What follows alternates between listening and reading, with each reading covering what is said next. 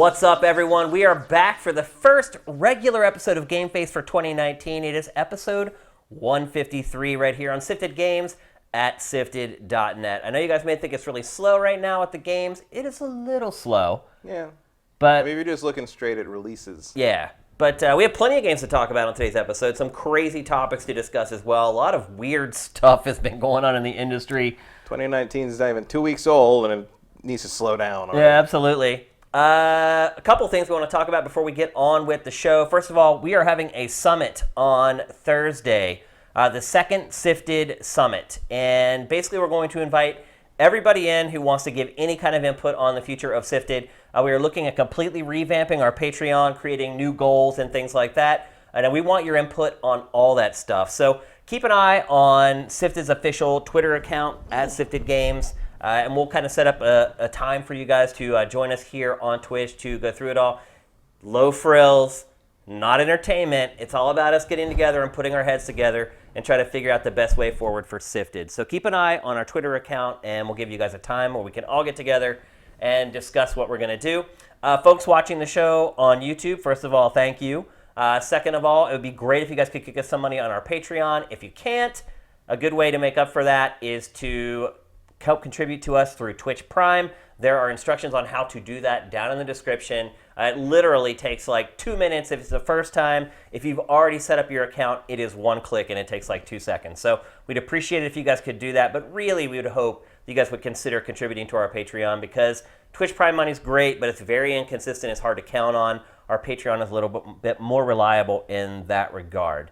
Also, one other thing before we get going, Vincent was very generous to share in chat that a story broke as we were getting ready for the show. Apparently, the Star Wars game that Amy Hennig was working on before she left, and then was picked up by EA Vancouver, right, has been canceled altogether. Because for some reason, making a Star Wars game is really hard. Yeah. Like, what the hell is going on over there? They're just dropping the ball. Open world game. Just take Assassin's Creed Odyssey, give them a lightsaber, and you're done. Yeah, pretty much. I mean, what? Give me 15 robes to wear. Let me change the color. Run around, hack people up with a lightsaber, climb over stuff. Fun. Steal hover cars. Like, what's the story? Well, you're a Jedi. You're done. Like I said, just put a game out. Come on.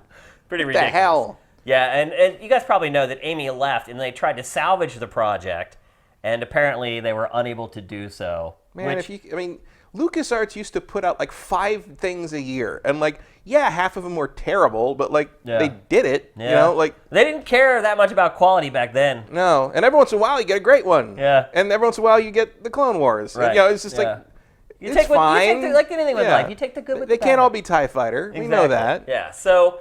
But at this point, they all have to be Battlefront, it seems like. Yeah, EA has gone from dropping the ball to... they don't even know where the ball is. Yeah, just it's in some other court now. It's like, where do we put the ball? Yeah, it's really, really bad. I will say this, though. It does give me even more hope that Respawn's game will come out this year. Yeah, I mean, somebody's got to do something right. You have to have some faith in something for them to drop a project. Vince Zampella is not going to screw that up. He's not going to screw it up. It's not going to take him 3 or 4 years to make it either. I guarantee you Vince has a Star Wars game in his head. Yeah. That he's had in his head since he was 10. He's like, man, we made... that has to be pretty simple compared to creating Titanfall from basically scratch. Right? I know. I mean, that's a good point.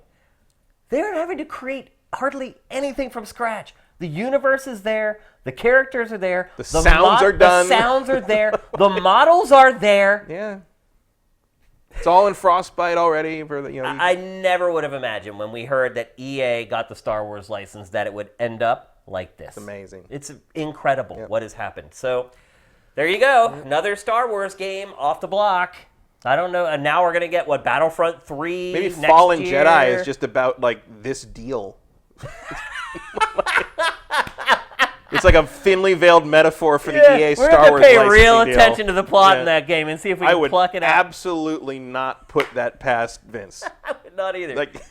To just sort of I'm just gonna make this game that's gonna save their calendar year, and it's gonna be a thinly veiled criticism of them. Yeah.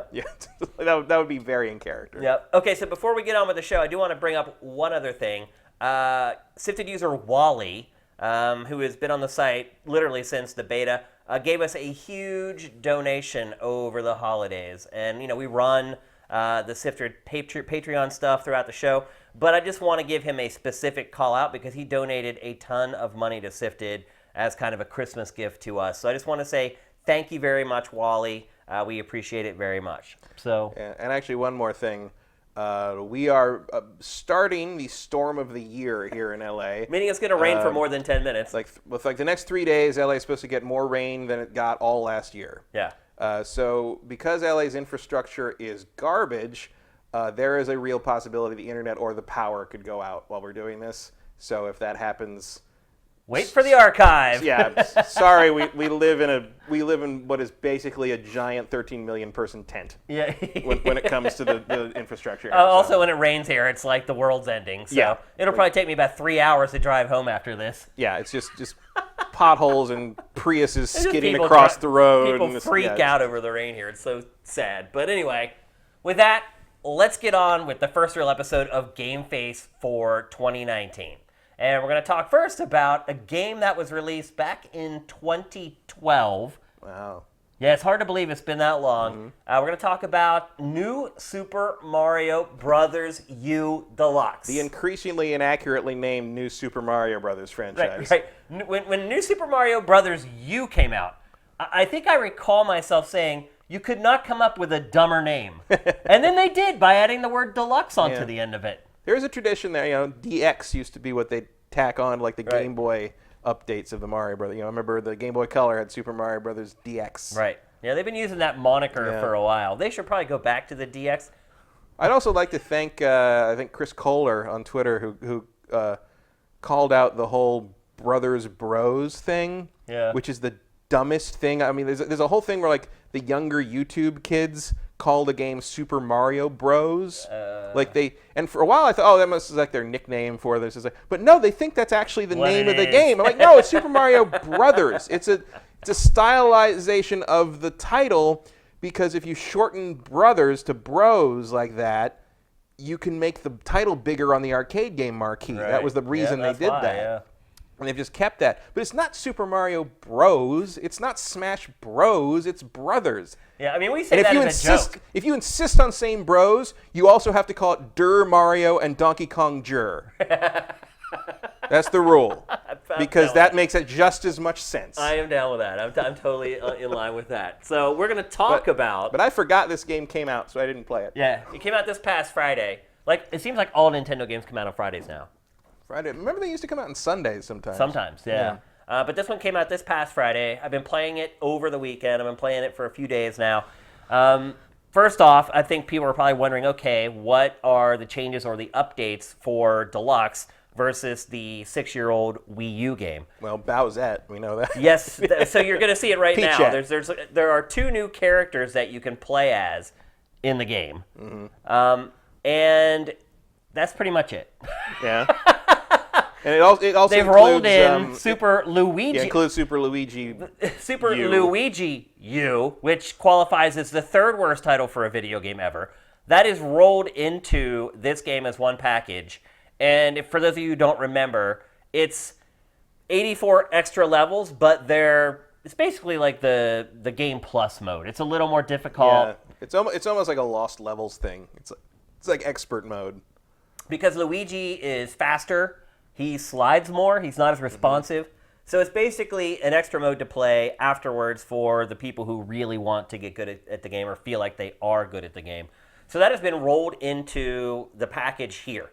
Now, the cost of the game is $60. It is a full-priced game, which is a little hard for me to swallow if you're going to repackage. And this really is a repackage. We've had the debates about Smash Brothers. This undoubtedly is just a port of the game to Switch. Which I think is, that's fine. Like anything that was exclusive to the Wii U, I think should come to Switch just because nobody played it. Otherwise, they'll get lost, frankly. Yeah. I think that's going to happen to stuff like that Fatal Frame game. Yeah. Probably Tokyo Mirage Sessions. Yep. I think if you leave it on the Wii U, it's going to get lost. Basically. I always forget the name of that Platinum game that was there at launch. Wonderful 101? Yeah. That's another great one. I'm surprised that hasn't already come frankly. Yeah, that probably should have been one of the first ones, but there's probably licensing or some other Some of it might just be like, issue. I mean, there's kind of a thing about, like, the touchscreen on the gamepad on the Wii U, like, complicates kind of the transition a little bit, but it's like, if you can get The World Ends With You on there, and it's not like that translated perfectly because of the, having to translate it from, like, the touchscreen on the DS, but it works. It's better than not having it. Yeah, absolutely. And then the only other change is they remodeled a couple character heads for the game, and there's some light texturing work, and they've put aliasing on the shadows, and that's it. Okay. Or no, they've anti-aliased. They put anti-aliasing on the shadows. Now the shadows aren't as aliased. Okay. But otherwise, it is so and it's also 1080p upgrade. instead of 720p. All right. So I do like how the new Super Mario Brothers look is a very, very clean. I think it looks really good in high resolution. So that's cool. Yeah. Here's another thing. I had not played much of the original. Mm-hmm. I've mentioned it many times. I didn't play I'm not the world's biggest 2D Mario fan anymore. No, me neither. I thought 3D World was much better than this. Yep, agreed. I played, I think, the first 2 worlds when it came out the first time. So I experienced a lot of the game this time that I did not the first time. And I will say that that's a shame because the further I got into the game, the better it got and the more I enjoyed it. I felt like the first couple levels were just stereotypical 2D Mario stuff, and the more I played, the more worlds that I got to, the more interesting the game became, the better the level design became, the more rewarding the secrets became. And you can see here, the game is just loaded with secret areas to discover and places to find. A big part of the game is collect everything. It's a Mario game. So as usual, if you collect 100 gold coins, you get an extra man, but there are also 3 star coins that you need to find in each level. And obviously, there's risk and reward attached to each one of those. And so it makes it a little more challenging to collect them. They're harder to find sometimes, or you have to activate something for them to appear, or you'll be in one part of the level and you'll see the coin, and then you have to backtrack and try to figure out how do I actually get to it. It's funny how I still kind of think of the red coin thing as a new feature, but it's 23 years old. Yeah. Now it is at this point. Yes, you're right, though. I look at it that way, too. When I started playing this, I was like, oh, that's right. They have the red coins in this. Yeah, they've had it in, like, the 5 prior Mario games. Yeah, they've had it since Mario 64. Yeah, it's been a thing since then. So it's still 2D Mario, and there aren't really any tricks or gimmicks, and I think a lot of people will appreciate that. There's no poltergust. There's no water cannon. There's no real gimmicks to this game at all. It's just straight up 2D Mario platforming action. No Cappy. No, and it's challenging. I'll say that too. I wonder how far kids made it through this game when it came out for Wii U, and how far they're going to make it once they play the Switch version. As a platforming veteran, I definitely found plenty of challenge, even in the first couple worlds. Well, this is the one where, like, if you fail too much, you can get, like, the invincible, like, Luigi or something like that? So it's not really that. They show you how to... So if you die several times in a row, you get an option. You can get an option to show you how to go through the level, and they'll actually play a video of Luigi making it through the level, at least the way Nintendo thinks you should go through the level. And then if you want, after you watch that, or you can choose not to watch it if you want as well, but after that's done, you can choose to either replay the level, or you can choose to just skip it altogether and go to something else and kick back out to the map screen. So yeah, all that stuff is still in place, all the noob friendly, but it doesn't actually help you get through the level. Like, you still have to have the dexterity and the timing and the skill to get through it. They just show you kind of the ideal path. It can be helpful to show you how to get some of the coins, the star coins, and there's 3 on each level. And you can see in what you're seeing right now, I have 2 out of the 3 right now on this level, if you look up at the top left there. Collecting it all, I mean, it's really just for completionists. It's not like you get crazy bonuses or anything. There are power-ups that you find throughout the game that are added to your collection, and when you're back out on the map screen, if you're having trouble with a level, you can activate one of those power-ups that'll help you get through the level. And then, of course, there's 4-player co-op, which was probably the biggest feature in this game, and it is still cool and really fun. Just in case you have some friendships you'd like to end. Yeah, exactly. But here's one thing I would say after playing a good bit of this. I've not finished it, but a little over halfway there, I'm guessing, based upon the number of stages that I've completed so far, is I should have given it more of a chance back when it came out for Wii U, because I'm enjoying it way more than I thought I was going to. And the other thing I would say is if you're burned out on 2D Mario games, this isn't going to change it. Yeah. It's not so good that it's going to change your opinion of it and make you want to maybe go back and play some of the other 2D Mario games that you missed. And the third thing I would say is that after having Mario Maker, 2D Mario games, to me, the value of them it's just not the same anymore. Because, I don't know, some of the levels that I played in Mario Maker were some of the most creative Mario levels I've ever played in my life. And now that I'm going back through, this is the latest 2D Mario, right? This is the last one that they made for consoles. I think so, yeah. So going back now and playing the latest 2D Mario with conceivably the best ideas the team could come up with 6 years ago, it's not as impressive as it would have been if I had not played a ton of user-created stages. But it is 2D Mario. The controls are on point and absolutely sublime. I chose to play with Mario. You can choose whatever character you want, and they all kind of have little subtle differences. Like Peach, for instance, is like the noob-friendly character because she can float a lot farther, which gives you that margin of error in anything you do throughout the game. Like you're seeing right now with like the Tanuki suit. Like having that ability to hover makes everything so much easier. And when you play as Peach, obviously she hovers a lot farther than any other character. It makes the entire game a little bit easier. So you can find a character that will help kind of take the edge off the difficulty of the game. But if I'm a parent, it would be hard for me to buy this for my kids because I feel like basically what would end up happening is they're going to come to you constantly telling you to help them get through each level. Maybe you like that. Maybe when your kids are playing games, that's your time to do something else. I think you may be underestimating the children. Well, I guess you define children. I'm talking about kids from like 4 to like 7 or 8. That's a different thing. Yeah, I'm not talking about like tweens or whatever. Tweens will kick my butt at this game. I can pretty much guarantee it. But I think my big sticking point is the price tag. $60 for this game is steep. It's not seem steep. It is steep. You have this code laying around for the last 6 years. You haven't really done much with it before you brought it to market. To me, the Luigi U stuff doesn't rationalize, and I'm sure that's how Nintendo's rationalized it, but we're giving you 2 games in one. Because remember, Luigi U was released as a separate game. Yeah. Although they did bundle it eventually. They did. But I am guessing that if you own Luigi U for Wii U, that game might be worth some money. The solo one? Maybe. Because they put out boxed versions. Almost all of the sealed stuff from any Nintendo system becomes worth something eventually. But I'm guessing Luigi U is worth a little more than the average. Because it just didn't sell very much. I don't know if they even made that many of them, to be honest with you. Because a lot of people just got it as DLC for the game that they already had. So I've enjoyed this more than I thought I would. Is that enough for me to recommend it as a $60 purchase? No. And unfortunately with Nintendo, you can't really say wait for the price drop because they may never come. It could be years. It literally They could probably get a decent price on it like 2 or 3 years from now on the eShop or whatever they call it by then.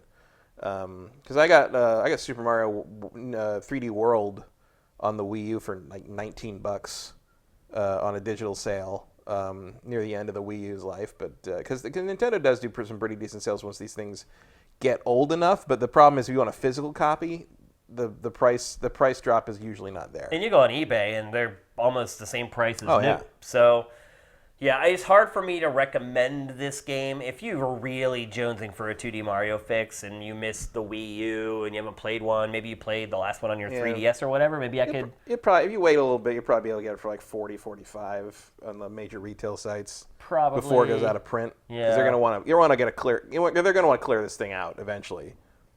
Yeah, it'll be interesting to see, because I don't think it sold all that well the first time. I'm sure it's in the top 10 of Wii U games sold in general, because it's a 2D Mario game. But it's probably doing okay right now just because there's not much else to buy. Yeah. But we'll see. I also feel like this is a pretty solid digital purchase. Why?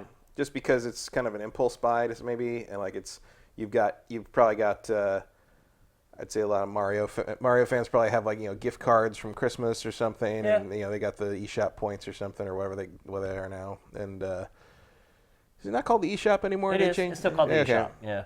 But they, it seems like a decent. What else are you gonna get? I mean, it's that, or I'll tell you what else you're gonna get. You get that Phantasy Star release they put out in December. Yeah, the Sega Ages stuff. Yeah, that's a great It's a remake of because they've got a map and they've got all the everything's all modernized. They updated it. Yeah. It's great. It's only $20. That's what I bought. Yeah. So. And Outrun, I think, just came out. Yeah, for Outrun Switch just this came week out. as well. Sega Ages, the Sega Ages like digital releases on Switch are actually some of the best stuff coming right now. Yeah, they're actually showing some care towards them, and Sega has not done that in the past. It's been a long time. Yeah. Yeah, I mean, they put their stuff on mobile, and they're like just these awkward like emulator ROMs. But the Phantasy Star thing, the Phantasy Star is a permutation of the version they released on PS2 that was only in Japan. Yeah. They put out, it was a collection of all 4, like redone for the PS2. In Japan, it was amazing, but the great thing was it was also in English. Like so I actually imported it and played those games again because I love the Phantasy Star games. But if they want to port all that stuff over to the Switch, you can go right ahead and do that, and I will buy every single one of them. So Matt, what do you think the right price is for these sort of straight ports from Wii U to Switch? I mean, I would like to see them be $40. That's what I think too. Yeah. Both in the sense that they're old games, and also in the sense that like. Throw the Switch owners a bone, dude. Yeah. Like they need one. They're here for you. You know, they're made you a success again. They're, these games are not brand new releases, so don't price them as one. Basically, I mean, that's what I say. $40 to me. $40 is about sense. Right. Yeah. I would say for most stuff, especially something like when you're talking about something like Wonderful 101, which didn't sell too well in the first place. Yeah. Like just get that in the hands of more people for that price. Because it's a great game. Just people didn't take the $60 It's a weird game. It is very weird. It's one of the weirdest games I've played in the last 10 years. But for $40, people are probably more willing to take the jump for a weird game. I will also admit and say that there aren't that many weird games anymore compared to how they used to be. Like in the PS2 era, like there were weird games like all the time. Well, I think there's weird games in the kind of the indie space more. I would call even they're not that weird though. Yeah, they're pretty weird. Like Donut County was weird. Donut County is weird. I would argue that Return of the Obra Dinn is pretty weird. Yeah. I mean, the art style makes it weird. It's not like it's not Incredible Crisis weird, right. but it's not No One Can Stop Mr. Domino weird. But see, that's what I'm saying, though. Like, you can go on and on during that era of games, of all the interesting things that were being tried. Like, it's just, developers and publishers are playing it so safe now. It's like, you just don't get games like that anymore. Well, also, like, the market has proven that kind of thing sells a certain amount, and that's it. I mean, Suda51 stuff sells what it sells. Swery's stuff sells what it sells, but it's not going to be a multi-million hit. Was Inafune the head of Wonderful 101? Is that right? For some reason, I keep thinking he was involved with that. I think he was involved with that, yeah, because that was off of the Beautiful Joe kind of... Yeah, synergy. Yeah, I think so. Because that was before the Mighty Number 9 Yeah, debacle. I wouldn't be surprised if we hear soon that game is going to be... Of all the things that are not on the Switch from the Wii U right now, that one stands out the most, I would say. And like you said, if you release it at a $40 price point, people are more willing to give it a try because it does look weird, and it is weird. I mean, they need to fill schedule slots this year. Yeah. I would say that's a good one. I think we should see. I mean, I'm not saying we should in the sense that we are going to, but I'm saying they should do this. They should put Wind Waker HD and Skyward Sword HD on. Those are no-brainers on there. Too. Yeah. They should put Metroid Trilogy on the Switch. Yep. They should bring all that stuff forward. And I know they just data mined Super Nintendo stuff out of the, hurry up. What the hell? Do you even care about the Nintendo Online stuff, like on the NES cycle? I mean, you give me some decent Super Nintendo stuff, and I'll care. I haven't touched it. I don't care about the NES since the first stuff. day I paid for Nintendo Online, and I checked out the games that were there. I haven't even looked at them since. The NES things don't. I mean, I have them so many times over from the various Nintendo systems. I don't need to play Super Mario 3 again. Like, I'm paying $20 just to play online, basically. Yeah, and I mean, it's cool that they do like the weird permutations where some of them are like those special editions where you start later in the game with certain powers or whatever. This is like an extra challenge thing or an extra bonus. That's cool. But they're trying to put lipstick on the pig. Right, but I'd rather see you do that with like Link to the Past. Yeah, you know what absolutely. I mean? Yep. Super Metroid. That's actually, I saw that's a new version of it's a Super Metroid Link to the Past randomizer game where like it's like an emulator thing where you play it and it's got both Super Metroid and Link to the Past running in it. And it's like you complete sections of each game, and it'll randomly pop another section of one of the games up like next, and you have to kind of like work your way through, beat Mother Brain and Ganon, and finish the game. And that is awesome. And the reason it works apparently is because the Super Nintendo's memory is divided into 256 partitions, and this guy figured out that Super Metroid and Link to the Past occupy totally different partitions of like when you're running them, they don't overlap in the memory, so you can run them both at the same time. So that's how that works. That's cool. You can find that on.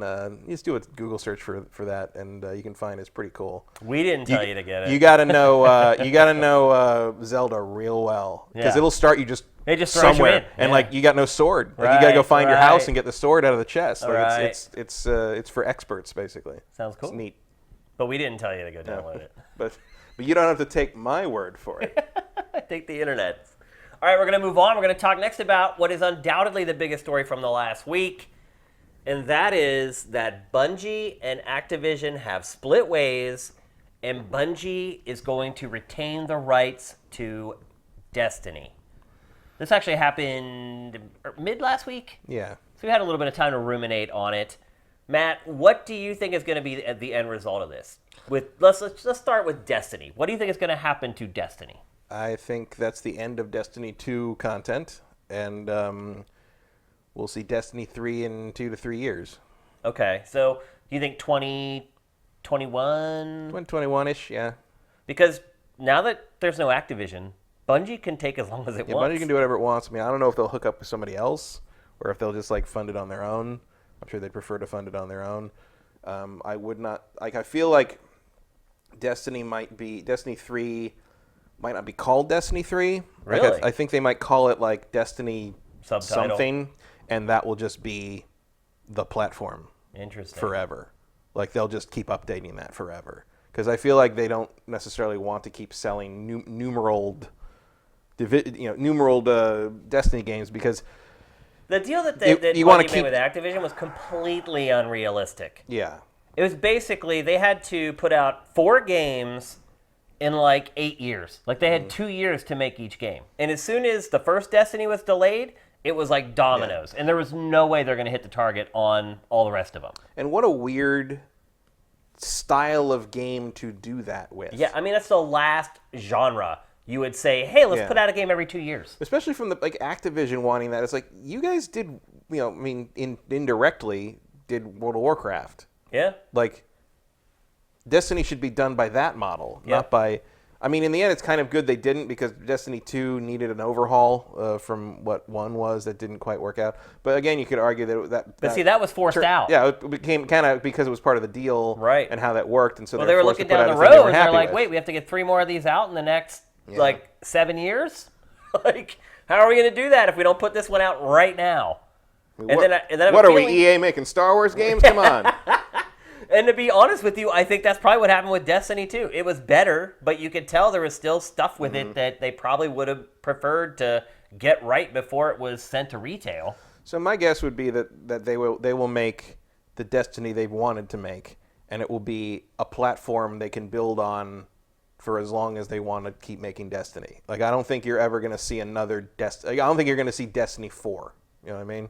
They don't have to now. Even though 4 was part of the deal originally. Yeah. I think the smart move is just to keep growing this the way, because look, the one thing that Destiny 2 did prove is that people will come back and give your expansions a shot. Although Destiny 2 did not sell as well as Destiny 1. It did not, but the player base, pops back up every time they put a major update out. Yeah. So you can get people's attention without releasing a whole new SKU. That's what I'm saying. Is like, and they did the thing with Forsaken where they did kind of a bundle thing. You can buy, jump in now sort of thing. You can do, but I think the smart move would be to create, basically make the next Destiny an ongoing platform, and then just continue to add content to that, and maybe that frees you up also as a company to make another game, that isn't Destiny. Do you think that's going to happen though? I don't know. So they got a small investment from NetEase, I think it was. Mm-hmm. It wasn't huge. But do you think that Bungie wants to have an overlord again? Because it obviously got fed up with dealing with Microsoft. It wanted to do its own thing. It shacks up with Activision. That worked for, 4 or 5 years before it grew tired of Activision meddling in its projects. Do you think Bungie wants to have that business relationship again? I don't think anybody does. But it's kind of a necessary evil. Yeah, I don't know who you go to for this. Because anyone who's powerful and flush with cash enough to get you there is going to put you through the same ringer Activision Absolutely. did. I mean, if they're giving you the money, they're going to want some control in what's going on. They're going to want to know when releases are coming out. I mean, the other problem, too, is that Activision is a publicly traded company. And their stockholders rely on those steady releases. Pachter mentioned in the brand new episode that we published yesterday that, if you're a public company, you're beholden to your stockholders, and they expect that regular update. And he said that that's why, if you've watched, Take-Two's stock has tanked because Red Dead came out. And now they're like, well, wait a minute. When is the next big game coming? They have no idea. So a lot of stockholders have bailed on Take-Two over the last, 60 days. And I guess they assume that the stock price that Take-Two was at whenever Red Dead Redemption 2 came out already had Red Dead 2 baked into that stock price. Once it came out, everybody just bailed on the stock. And that's what Activision is worried about. And so it was never going to work working with Bungie and Activision. It just wasn't. They're two different companies. Bungie had a lot more leeway at Microsoft to just get the game done whenever they wanted to. I mean, it's not impossible that they end up going back to Microsoft. Do you think? I mean, if you could strike a deal with Microsoft where it's like, give us the money, let us do whatever the hell we want. Remember when we gave you Halo? Let us make what we want to make. We can distribute it through Game Pass and just, charge for the expansions or whatever and kind of get it into people's hands that way. Subscribe and get new Destiny for free. You alienate the PlayStation people, so maybe they wouldn't want to do that, but it depends. Yeah. I mean, at a certain point, it's going to become about survival for Bungie. I honestly don't think Bungie will ever want to go back to publishing games for just one platform. Oh, no, I don't think they'd want to, but I'm saying they might have to. Especially if they stay independent. Yeah, well, that's the question. If they stay independent, no. But if they can't stay independent, you're basically going to Sony or Microsoft at that point. They had enough cash to buy themselves out of the deal with Activision. True, but where there's more cash coming from now. Yeah. So I'm glad you brought that up. So what happens with Destiny 1 and Destiny 2? Well, you mentioned that you don't think more DLC is coming. I'm not 100% sure about that. But what do you Well, I mean, there might be stuff in the pipeline, but I don't think any new expansions. Yeah. They're not going to just start concepting something now and then put it out a year from now. Whatever they're working on now will be probably the last content for Destiny 2. But what do you do with those two platforms once you start work on Destiny 3 in earnest? I mean, I would think they've already got some pre-production down for Destiny 3. Yeah, for sure. It's hard for me to say. I mean, do you make them free to play? I feel like they always wanted it to be, and Activision didn't want to do that. I have no evidence of that. I have no proof of that. But in my head, if I feel like you want to basically give the razor away and make money on the blades, and it would make more sense. I think that's also true of a whole lot of people I think were convinced to play the original Destiny when they played that alpha. Yep. For sure. Because they got their hands on it, felt good, and they wanted to play more. Same thing happened with The Division. Get it in someone's hands and then make the money later. And that's a fine, okay business model when it comes to something that you get for free. I think there's the friction they get on the microtransactions and stuff comes mainly from the fact that they're already charging $60 or more to play the game at all, which seems to be an Activision staple. Yeah. I mean, it's so Activision-y to do that. Even the Blizzard stuff is like that. You still got to pay to get in, or you did for a long time to pay to get into World of Warcraft, and then give them more money for the expansions, or you're playing kind of. And then pay a monthly fee. Yeah, and the monthly fee. So I feel like that would probably be what they'd want to do. Ideally, it's kind of a double-edged sword, though, right? Because it's okay, sure, you can get all these people into the Destiny ecosystem in hopes that when Destiny 3 comes out, they all jump on board. Yeah. Or you could look at it like you give them Destiny 2 for free, and they pay for cosmetics, and they don't want to leave Destiny 2 because they're like, this is plenty good enough for me. Yeah. Well, that's why Destiny 3's got to be something real special. And obviously special. Yeah. And different. It's got to be something different, right? Yeah.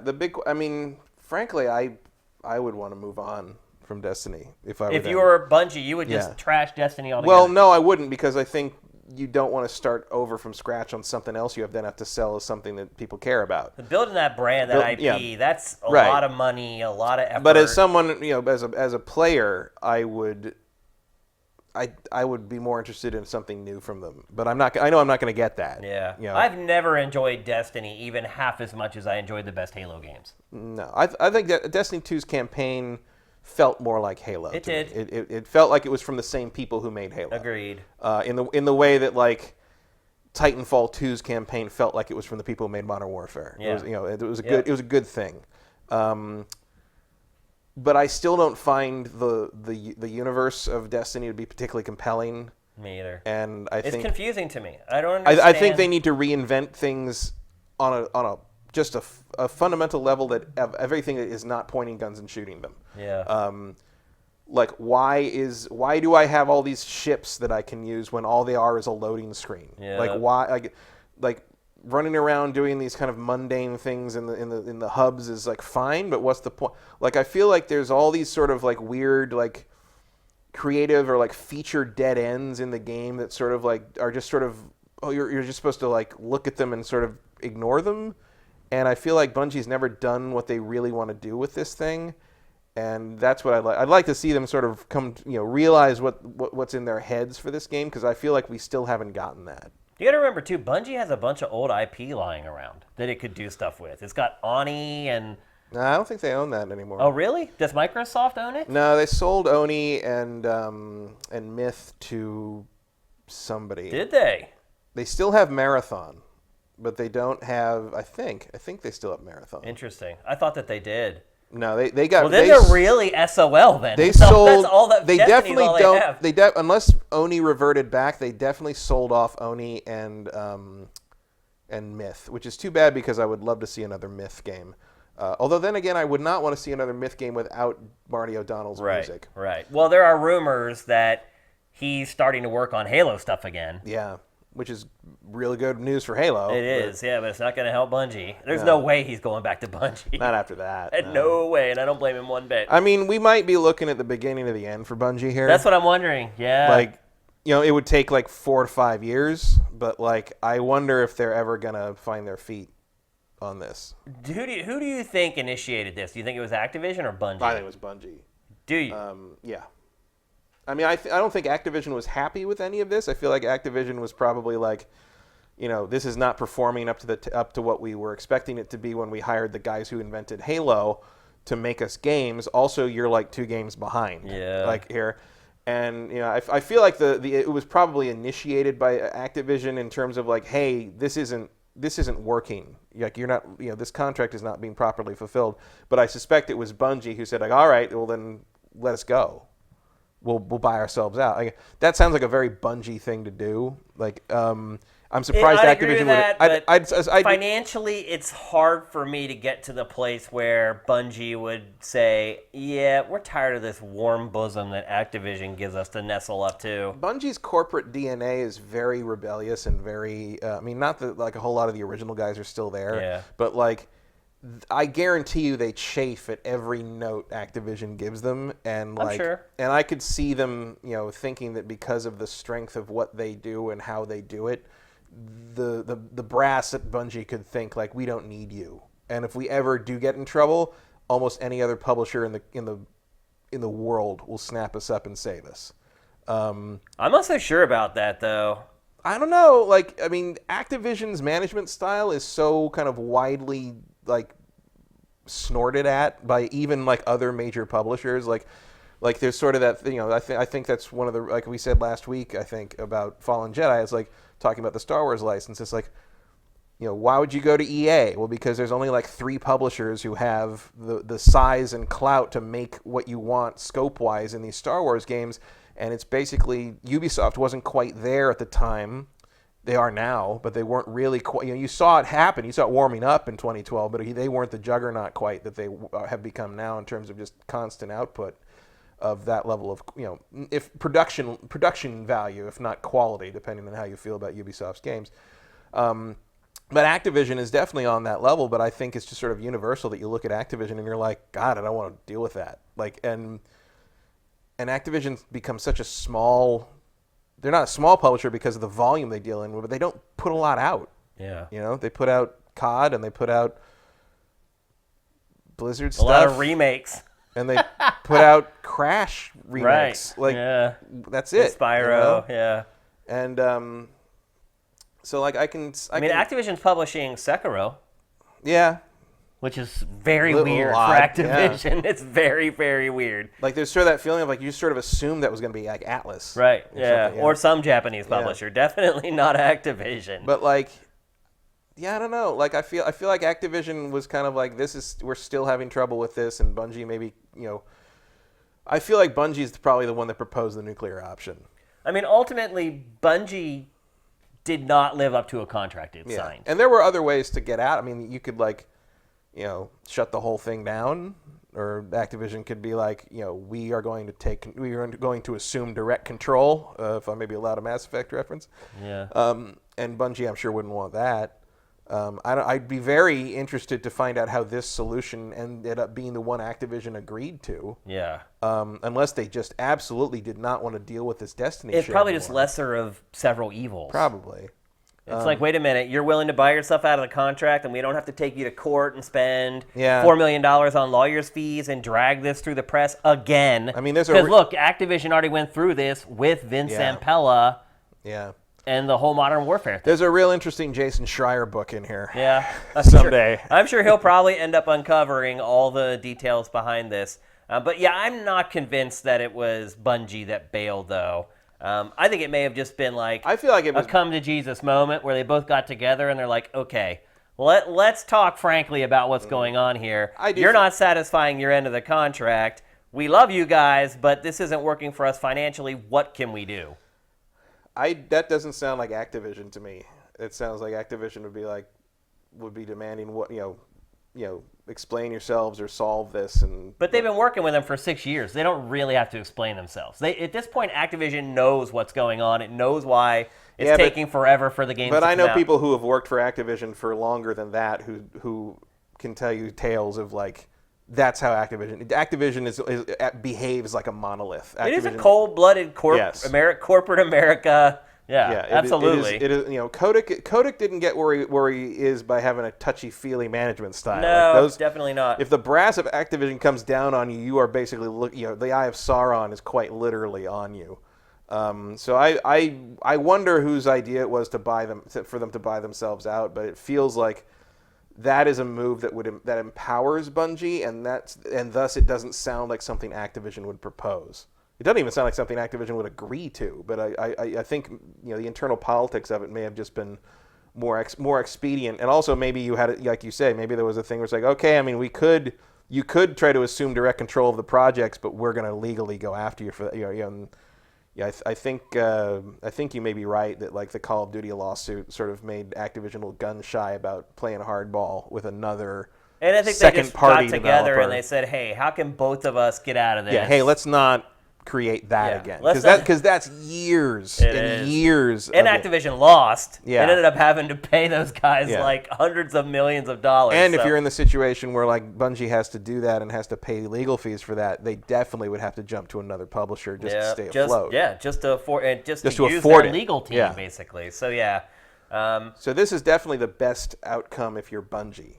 Definitely, yeah. I mean, I think it's the best outcome for Activision too. Yeah, it may still go sideways on them if the next thing doesn't do it for them. Bungie bought themselves out of the contract, so Activision was able to save face. They did put out 2 pretty good games together. It's not like neither one of them was a disaster or unplayable or completely unfun. It didn't hit the critical mass I think both sides had hoped for, but. Yeah.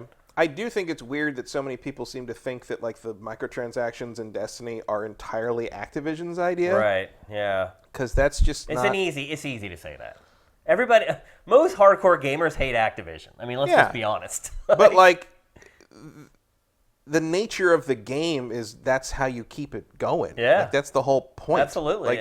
That's how it works. I mean, they might have been implemented less dumb, but like they'd still be there if Activision wasn't publishing it. Yeah, absolutely. So yeah, I think ultimately the situation's worked out as well as it could for both sides. Still a shock to hear this mainly because we knew they were still under contract for 2 more games. It's also like kind of a weird thing where like, I mean, these games haven't, set the world on fire, but they've done pretty well. Yeah, most publishers they've made hundreds and hundreds of millions of dollars for this game. And it's just interesting for this it's kind interesting of revenue. to see like Activision's in that It just realm shows where the they're hierarchy. like if you don't make $1 billion a year for us, we don't really want you in our portfolio. Pretty much. I mean, that's really what it comes down. Which doesn't explain how they get away with like doing a Crash Team Racing remake or a Spyro remake or Except whatever. that Crash thing sold Actually, like crazy. it did sell like crazy. Yeah, it's true. I don't think it made $1 billion. But no, but I think it made vastly more money than they thought. Ever anticipated. A remaster of Crash games was going to. It definitely made more than I thought it was going to make. Oh yeah, I didn't realize how many people either had never played Crash. Oh, I think most of those sales were people who were 8 years old and didn't know any better when they played it, because those games suck. I know, dude. I know. But I was like 20 when they came out, and that's just how it was. Yeah. It's like they say, the golden age of science fiction is when you were 12. Right. It wasn't when. It's not a specific time. It's not when the movies were coming out. It's a specific age when you were 12. Yeah, and you were a total sucker for sci-fi. Absolutely. It's like when people ask, it's like, well, why do you love Star Wars so much? I'm like, because I saw it when I was 5, and laser swords and space wizards are awesome. Yeah, it's like. I mean, I could come up with a bunch of intellectual shit that keeps me interested as an adult in it, right. but like, if you really want to get down to it, laser swords and spaceships. I mean, it's indoctrination. Yeah. I mean, it's just what it is. When you're young, you're very gullible. You absorb everything. You're very impressionable. I don't remember a time I couldn't hum that John Williams theme. Absolutely. So you got me. Yeah, it's just like it's the reason your parents can mold the person that you become, because when you're young, you're malleable, right, and you're just soaking everything in. And some of us had Star Wars, and some of us had Crash Bandicoot, and I apologize for that. But 20 years later, you can sell a really lucrative collection of those games again to the same people. So. Okay, so before we move on, what do you think is the end game here? You think Bungie gets picked up by another publisher, or you think they stay indie? I think they're going to try to stay indie. I don't know how long that will fly. I mean, but if I'm them and I just did this, like, to me, the whole point would be independence. Yeah. So I think at the very least, they are going to attempt to make another Destiny game all on their own and self-publish.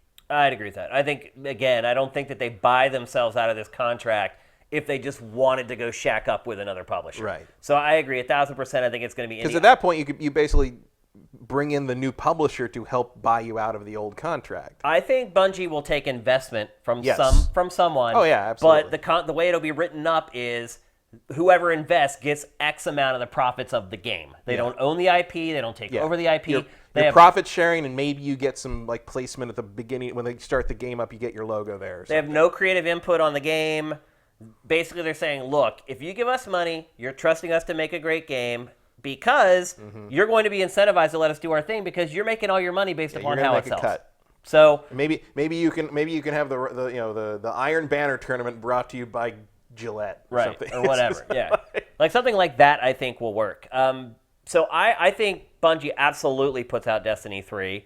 I think what we were talking about earlier about how it's kind of mind-boggling to think about how Activision wouldn't be okay with the money it was making from Destiny. I think Bungie is absolutely fine with making that money. It's like, wait a minute, like you don't want that money? We'll take it. That's more than enough for us to flourish and start cracking out separate studios so we can do what you were saying, which is have more than one project going on at once. That would be like the ideal outcome, I would think. Absolutely. Because I would love to see new Bungie stuff more often. What if Microsoft commissioned Bungie to make a Halo? They could do worse. They can do that. Yeah. They can do if that. Halo Infinite comes out and does not perform the way they want it to. They could put their studio on something new IP, and they could absolutely pay Bungie to make another Halo. Absolutely. That's kind of exciting to me. Yeah.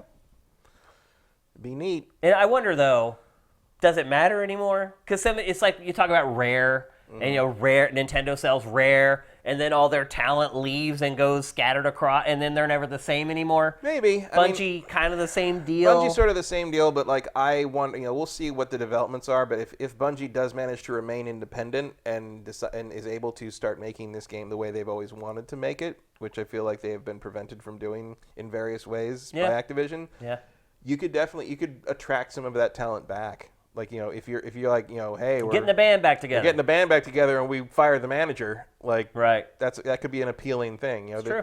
You don't have remember, you don't have a huge opportunity very often in the modern industry to work at a company as, high profile and as, AAA budget level as Bungie that does not have some kind of crazy corporate overlord situation. True. Like, you don't get to do that much. So like that never. could be, yeah. Like never. Most of the last companies that could do something like that were bought by EA years ago. Yep, it's true. So it could also just be, hey, here's a unique opportunity to work on a high-profile major title without Activision, EA, or Ubisoft breathing down your neck for it. Yep. Because there's not really many companies that can do that. Those mid to high tier independent developers just are getting bought by Microsoft now. Yeah. Look out, Gearbox. Yeah. One of the last ones We'll left. talk about Gearbox in a little Yeah. bit. We'll get to them. But they're one of the only other companies that popped in my head that are kind of on that same playing field as Bungie is right now. Yep. I think bottom line, this is better for Bungie on every level. It's going to be better for Destiny. It's going to be better for the studio. I think it's always better for you if you're not working for Activision, frankly. Yeah, I guess so. I don't hate Activision like a lot of people do. I don't hate it, probably because I know a lot of people that work there, and they're all really good people. Yeah, but even the people I know who make games under Activision don't like doing it for Activision. They're a ruthless company. There's sort of an understood thing in the industry that if your title is a certain thing at Activision, you can do the job of the next title up at any other company because Activision doesn't want to pay Activision doesn't want to pay you what you're worth. Yeah, so they just give you the responsibilities of the next highest position, but keep you at that pay level. So most other companies have a kind of an acknowledged thing. Like if you're like an associate, you're a VP at Activision. If you're an associate producer at Activision, or you're an associate producer at Activision, you could be a straight up producer or a division producer somewhere else, because you probably had to do that without being paid for it. Yep. So I like some of what Activision puts up, and I've never had to deal with them in a negative way. But everyone I know who's ever worked for them wasn't tremendously unhappy to see the back of them. There also aren't a lot of lifers there. No. Studio heads have stuck around a long time. High level, yeah. High level, I'm sure it's fine, because it's probably not all that different from any other major corporate executive job. But everyone I knew who's in creative, I'm here to get my title up to this, so then I can bump it up to this when I go to another company. That's what most of them were doing, especially in the days where Activision was pumping out all the licensed stuff. Yeah. That's probably not as prevalent now because Activision's basically shrunk so much to the point that they do this thing and they do 3 things basically, and that's it. But they all do gigantic. Yeah, well, I mean, the COD machine is not any kind of small endeavor. It's that's tons of developers and hundreds and hundreds of people, all working on that one IP. But it's all in the name of one thing. Yeah. So one brand, absolutely. It's and when you compare it to what they used to put out, they let High Moon put out these crazy ambitious Transformers games, and they made all those weird Marvel games back in. Some of them were terrible, but some of them were pretty interesting. Some of the genesis of Into the Spider-Verse you can see in Shattered Dimensions and Edge of Time. It's true. It's absolutely true. Some of the same Spider-Men even. Yep. So there was some experimentation. There was some really creative people doing some really interesting stuff, but there was always that feeling of we're working for the man. We're working for this giant faceless behemoth kind of thing. And I'm sure Bungie, who's entire corporate DNA, their entire corporate culture is based on sort of being renegades. Yeah. I'm sure they chafed against that constantly. So. Yeah, they're the wearing Birkenstocks to work crew. Yeah. Well, I mean, they started as just a bunch of scrappy liberal arts kids in Chicago who decided to make a Doom clone. I remember the first accidentally made one of the best games of the 90s. Yeah, I remember when I first went to their studio in Seattle, I was blown away that it wasn't nice. Yeah, it was just kind of this dingy office in an office park that no signage, no frills. It was just this is Bungie? No, this is where you made all these Halo games? They were doing stuff out of dorm rooms and stuff back in the day. Yeah, and they had that startup spirit in a lot of ways. Yeah, I remember booting up the demo of Marathon 2, which I'd spent all night downloading all 50 megs of it, and that Marty O'Donnell's Marathon theme pops up. I'm like, what the hell is this? It was it didn't sound like anything else out there. It was this weird sort of techno sort of hard sci-fi guitar thing. It's Marathon. I remember it. I was like, whoa, that's cool.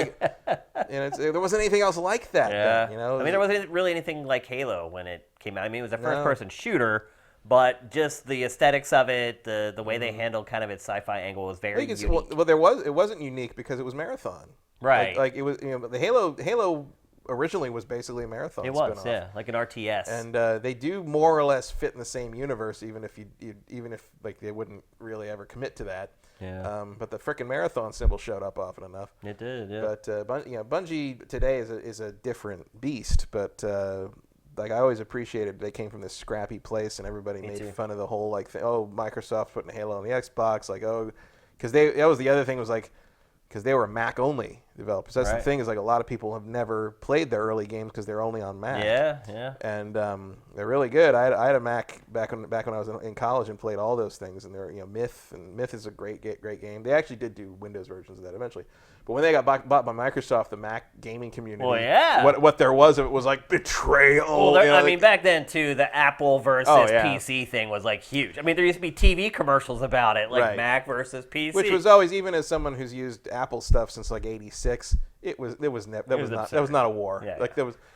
I have an entire box in the garage of Mac versions of games from like '94 to like 2002 or so when I got my gaming PC and never looked back. Yeah. But man, I have so many like weird Mac versions of things. Part of me wonders like, do like archivists need this, or do you need the Mac version of Baldur's Gate for something? No archivist needed for anything Apple related. I don't know. I think you want to preserve everything. People are crazy. I think you want to preserve. No, you want to preserve it. But everything. I'm telling you, there are thousands of people who have already done it. I'm sure, but like I have the physical copies. They disappear pretty quickly. I bet they have them.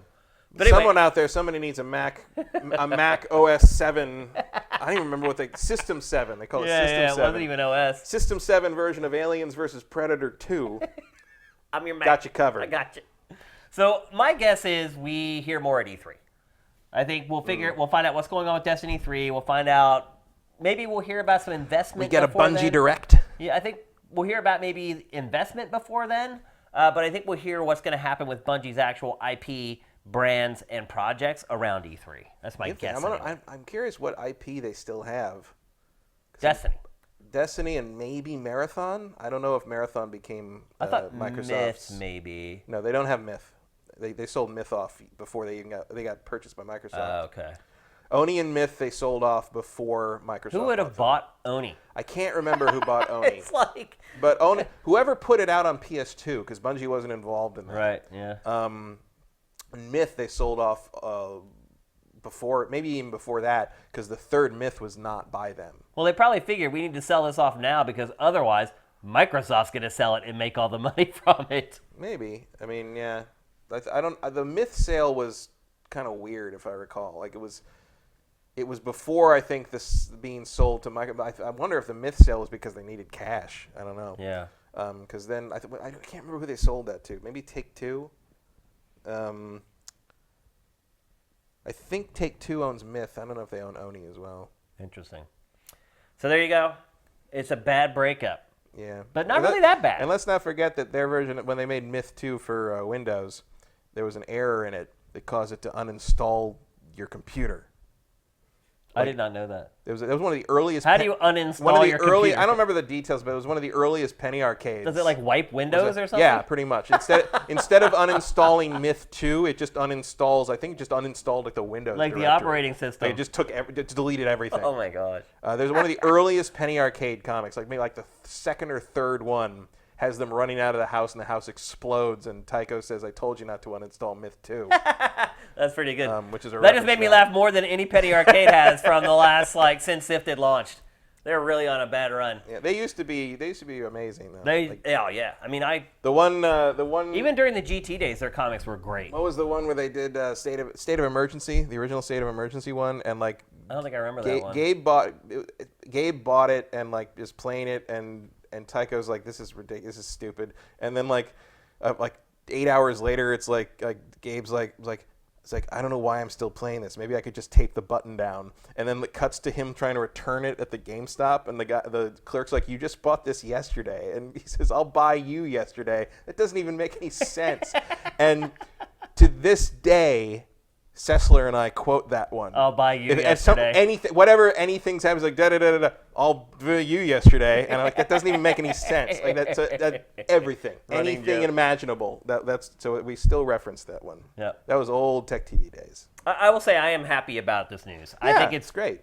It's good for Bungie. I'm happy to it's good see for Destiny. Bungie freed from their shackles, and I'm very curious to see what Destiny becomes when they're freed of sort of the corporate overlord thing.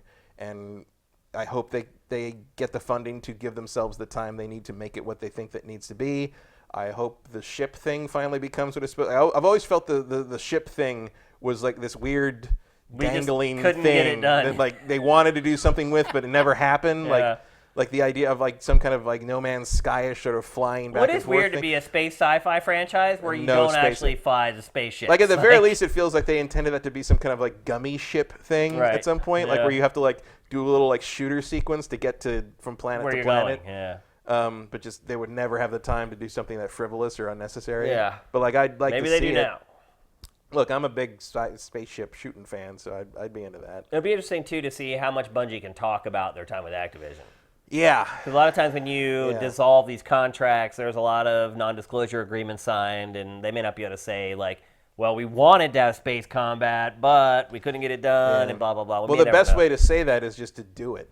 Yeah. In the next one, Good and be like, point. well, like, I'm basically going to assume any new expanded features in the next Destiny are just things they that always they want to wanted. do, and Activision never gave them the time or the resource. I mean, I'm sure they give them the resources to do what they need to do, but like, Time is a resource. time is definitely a resource. A big one. Maybe the biggest of them all. As I get older, I believe, anyway. All right, let's move on. We're going to talk next about Epic Game Store. We talked about it before we left for the holidays. It was this, and for those of you who don't know what's going on with Epic Game Store, essentially it is completely undercut Steam. So Steam takes 30% of a cut from every game sold, and Epic Games Store says, you know what, we're just going to take 12. And it just launched, I guess, about a month ago now. It's been open. By open, meaning the website's been up. And they started out, they had some exclusive games that you could only buy there. Hades, like the day it came out, it was only available Ashen, there. I think. Ashen, and this is PC only. But the biggest of them all was announced this past week when it was announced that the Division 2 from Ubisoft will only be purchasable at Epic's Game Store. Doubly interesting because, I mean, Ubisoft has been a little sketchy about Steam for a while now. Like, there was that period where they didn't put some of their stuff Yeah, that's right. immediately they've on had Steam some because haggles they with wanted Valve. you to buy it through their Club Ubisoft Yep. app or what, which I never did, but like, or like they'd let you they let Steam see the installed game through the Ubisoft app, Right. but you still had to do it through the Ubisoft app Yep.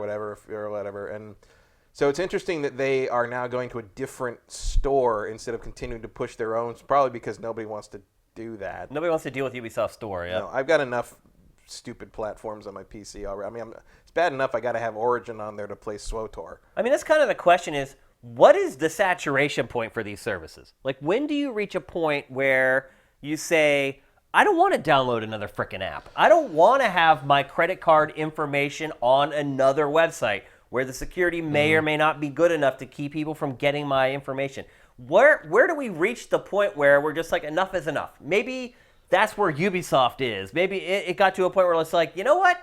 I'm sick of all these services, and we're guilty of it because we have our own service. Maybe we need to saddle up with somebody and make it work that way. Mm-hmm. And apparently that's what it's done with Epic. If you want the PC version of the Division 2, which is coming pretty soon, you're only going to be able to buy it on Epic Games Store. Do you think this is a smart move on Ubisoft's part? Maybe. So Pachter made a great point in yesterday's episode when he said that, and I had totally missed this. Admittedly, I never connected these dots when we talked about Epic's Game Store's discount before. But his point was, Steam has value beyond what other services have. Because it has 150 million customers, or whatever the number is at this point, but it also has the data on all of those people. So if you're Ubisoft, you can go to Valve and you can say, look, we want to market this to, obviously, anybody who played the first Division, and we want to market it to anybody who has played all these other games as a service. Anyone who plays Anthem. We want those people to come on board, or we want to market to those people on your service. Is Anthem going to be on Epic? I'm just using it as an example. But so any game as a service, they can use Valve's customer base to push it to the right people to get people to buy the game. Now I'm guessing Epic's Game Store at this point probably has a few million accounts, something like that. So it's an equation. It's a math problem you have to work out. You have to say, okay, how much are we losing with this 30% cut? The first question you have to ask is, how many copies of PC are we selling? The second is, how much is that costing us with a 30% cut? And the third question you have to ask is, okay, how many sales are we going to lose by only selling it on Epic's Game Store? So you're assuming that people are going to find your game on their own. Yeah, I mean, I'd have to imagine they're still selling it on their own thing, too. I don't know what kind of numbers they get. I thought Ubisoft's thing folded. No, it's still there. I know Uplay is still there, yeah, but is Ubisoft's store still there? That is their store. The Club Uplay store thing, yeah. I don't know. They might have changed the name, but it's still there. It's still on my damn computer. I have to look at it to launch to get the DLC to work for some of the Assassin's Creed stuff, even the ones I have on Steam.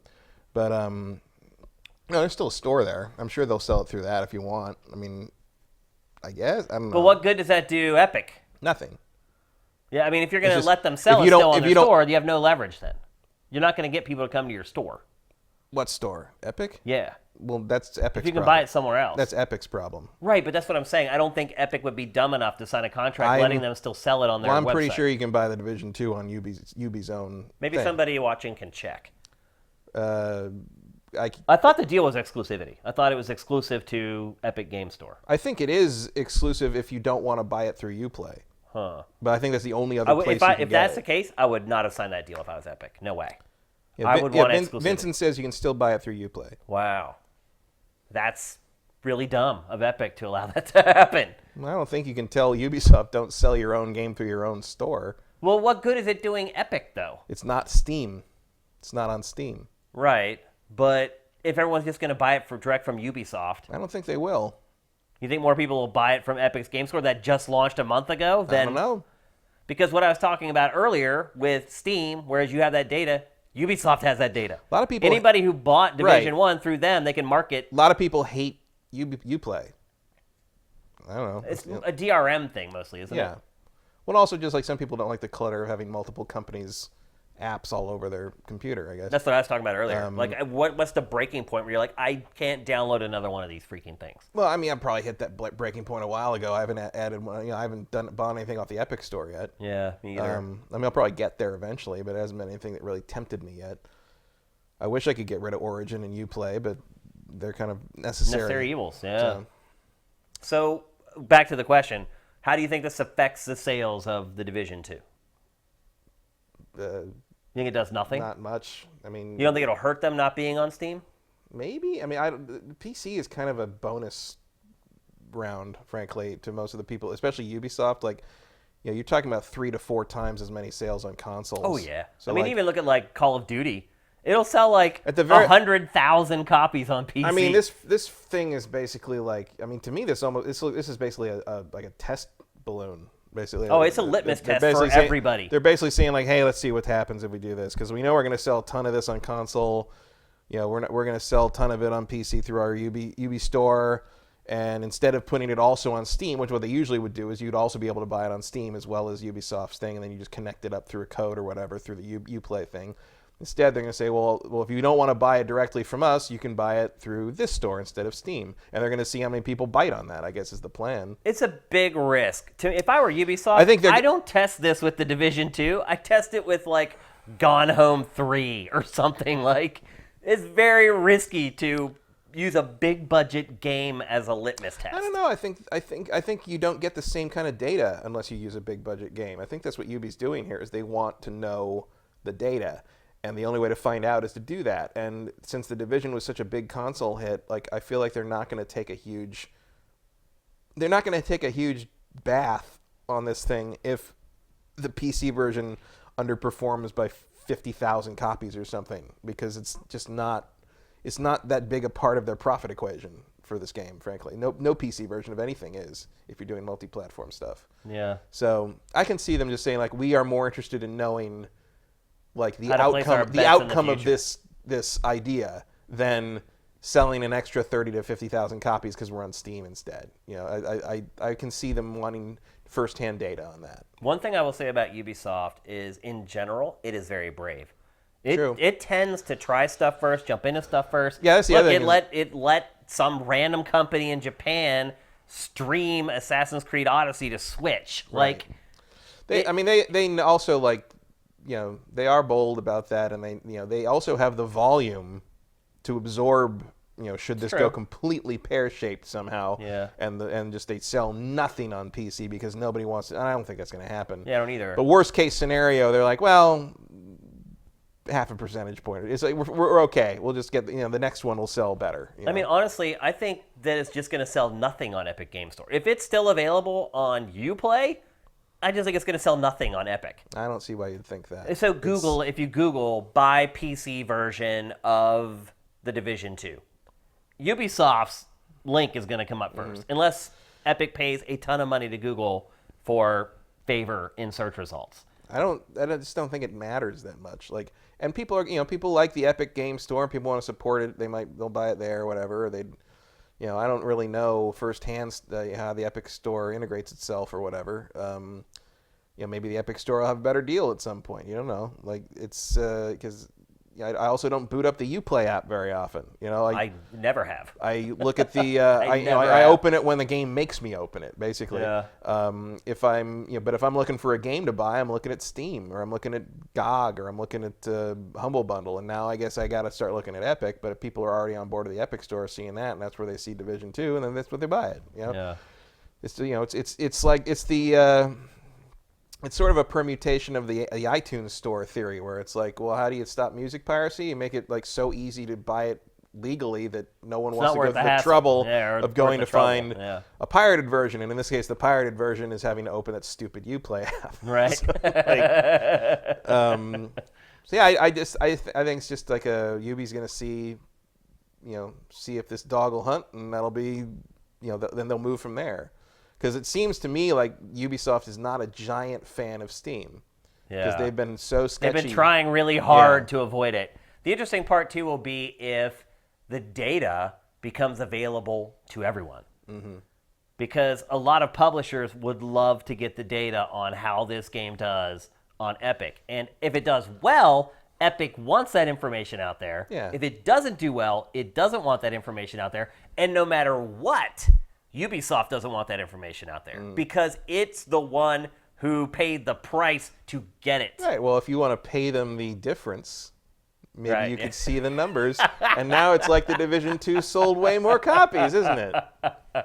It's an interesting situation, to say the least. Mm-hmm. But I feel like everything's kind of fluid right now in the industry. Everyone's kind of testing things out. Like Pactor has talked about, a lot of big franchises going free to play. Like, I would not be surprised if we see a big franchise going free to play. He had mentioned Call of Duty Blackout maybe going free to play. He got a lot of pushback on that from people on YouTube. But then today, there's this like big, gigantic free trial going up for Blackout. This starts this weekend. So you're starting to see those baby steps towards that end a little bit. I think it's exciting. We're kind of at this zenith. We're at the top of console gaming, traditional console gaming, what we know it as. And I feel like things are about to change, but really nobody has any idea which direction it's gonna go and how it's gonna spread out. And I admire companies like Ubisoft that are kind of pushing the agenda and saying, well, we want to find out where it's going, and we're willing to take the financial risk to do that. So it'll be interesting to see how that data, if it ever gets out, how it is disseminated, if it does, who puts it out. Does Epic put the information out? Or does Ubisoft put the information out? I think Epic would, because Ubi putting it out doesn't do anybody any favors for themselves. Yeah. But if it's good news, I would imagine Epic. I mean, it's Epic's store; it's their data. Like they also, they can say, "Hey, it sold this many." I wonder if there are contracts signed. Well, we'll see. But Epic signing a thing that says we can't talk about how well we're doing when we do well, also seems, and it's. Ubisoft's doing them a huge favor, though. Yeah. Huge. Yeah, it is. A AAA game, exclusive on your service? But you just said you don't think it'll sell anything because it's also in Ubi's store. Right. Yeah, I don't. Maybe that's the trade-off. That could be. We get the data. We get to release the data, because we're not going to make much money off of this. It's possible. And you get to keep it on your store. Which is also interesting because you're still sort of working blind because nobody knows what Steam's numbers are in comparison. Right. We just have kind of extrapolated what we believe, but you kind of Steam we really spy, don't know. Like that, but yeah, you're still sort of guessing. Yeah. Unless you're the person actually selling the game. Yeah. So publishers, for whatever reason, rarely ever release PC sales figures. Because they're not impressive. They're probably low. Yeah. And I wonder too if Valve is like, just keep that to yourself. Yeah. You never really see indie games will say like numbers because hundreds of thousands are good when you're a game with a budget that low. Yeah. Or like they'll say like, oh, when we had this Steam sale, we sold X times as many as we normally do. Right? You rarely get hard numbers. Yeah. In that regard, I mean, it must work for somebody because otherwise I wouldn't do it. But I don't know. I think this is just the big players are took notice of the Epic Store, and there's here's Ubisoft sort of trying to get their feet wet. Yep. And we'll see if they do it again. That'll probably be the best indicator that it was successful. Good point. Good point. If they do it again, it worked. If they don't, it didn't. Yep. And we'll probably know that in about 4 months' time. Yep. Whatever their fall game is. Yeah. If that doesn't also they do that again, then I'm pretty safe saying like the Division 2 was a successful experiment. We will absolutely know. So there you go. Let's move on. We're going to talk next about something that's hard to talk about. So you're not going to see a lot of podcasts discussing this topic, and for good reason. There actually a couple did this week. I was pretty surprised by that. And that is what's going on with Randy Pitchford at Gearbox right now. So Randy has a spotty reputation at best during his tenure at Gearbox. We can go back all the way to the Aliens, Colonial Marines lawsuit and all the stuff that happened with that. If you work in the industry, you generally know a lot more about Randy than people who don't. And that's what's going to be tough for us today discussing this because we talk to people and we hear a lot of stories and we know, well, maybe we don't know. We think we know a lot of stuff about Randy and Gearbox. Some of the stuff is hearsay, and we have to be very careful here because there is a lawsuit around all this. And just to kind of get you up to speed on what's going on if you're not a regular on SIFTD, essentially what happened is Randy Pitchford has been the head of Gearbox. Gearbox, as you know, creates the Borderlands franchise. Gearbox was suing one of its old financial people, saying that he had basically embezzled money or misappropriated funds and used corporate credit cards for personal finances. That's what happened first. That was months and months ago. That was months ago. Mid to late December, he files a countersuit against Gearbox and Randy Pitchford, basically alleging that Randy had embezzled $12 million, although it wasn't really embezzling. Basically what he's saying is that the publisher of their game, Take-Two, gave him a $12 million executive bonus, but that money was misappropriated and was supposed to go to the team and spread out across the entire team at Gearbox. That's the business side of what this guy is accusing him of. Now there's a bunch of other personal stuff that he's also accused him of. And how do we say this? Well, first we say it's hearsay. It is hearsay. Because you can say pretty much anything you want in a lawsuit like this. Right. And depending on how you word it and the verbiage that you use, the verbiage of this lawsuit, this document is filed, makes it clear that the guy suing them is saying that he heard about this. Like he's not that he has firsthand knowledge of these things, but that this is what he was told. The stuff we're about to talk about. Yeah. The money thing is straight up. He's like, I know. He's saying, I know this happened. Right. Yeah. Allegedly. And there have been other corroborators of that as well. So basically, the overall thing is like, Gearbox and Randy said, this guy he misappropriated all these funds, and then the guy that they were accusing of came back and said, you want to talk about misappropriating funds? Yeah. Like, let's look at this. So it's kind of like they're both throwing giant misappropriated money figures at each other, and it's kind of going to be up to the courts to figure out which of them, if either, is true. And in that filing, I guess you can call it a counter filing. It's a countersuit. There was a lot of personal stuff in there as well. One of the stories was that Randy had left a thumb drive at a restaurant, and the thumb drive had private and secure information for companies like Microsoft, Sony, Take-Two. And not only that, there was adult content also on the thumb drive. Corroborating that story is Randy himself, who went on a podcast many moons ago. I think the day or 2 days after the original suit was filed, in fact. Went on a podcast and basically corroborated all of it. He said that he had, in fact, went to Medieval Times, which is, for those of you who don't live in California, or I guess maybe it's a chain everywhere. Times everywhere. Are there? Yeah. It's a place where you go to eat dinner, and there's like a medieval festival that takes place while you eat. And you eat with your hands, and it's like this whole throwback thing while performance art happens in front of you. So he goes to dinner with people from Gearbox, including the guy who eventually filed the countersuit. Yeah, because they were apparently very good friends for a while. Like best until friends. This all Yes. went down. Right. And he leaves a thumb drive there. And it does, in fact, have secret information from all these companies on it. Which does happen. Like, that's how we found out about like 3 different Assassin's Creed games. It's true. And it also did have adult content on the thumb drive. Which he discussed on the podcast. And kind of the rub with the adult content is in the countersuit, his ex-friend and colleague said that it was underaged porn. Randy claims that while it was on the fringe, that it was legal in that the actor or actors were 18 or older. Right. The barely maybe legal 18, thing. probably 18. Yeah. So he essentially had pornography on the thumb drive that was, some would argue, a man of his age, probably a little tasteless to have, but technically not illegal.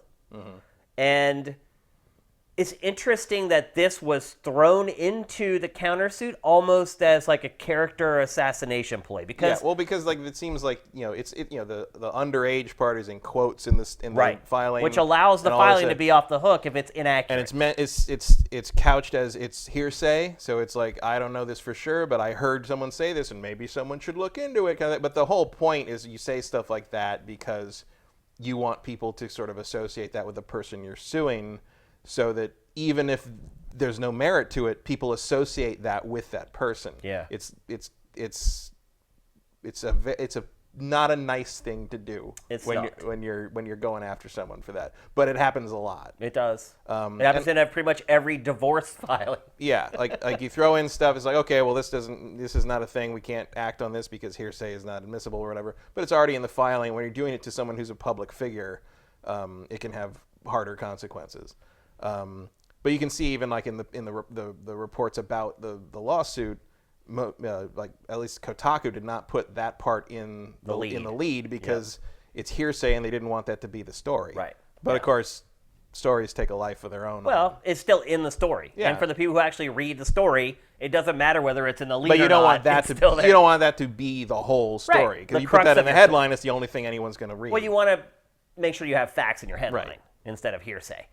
So Kotaku actually handled the story very well. Yeah, that was actually, a lot of like mainline news outlets would probably have not have resisted the temptation on that one. Jason so Schreier, credit once to again, Schreier on that another one. great job by him.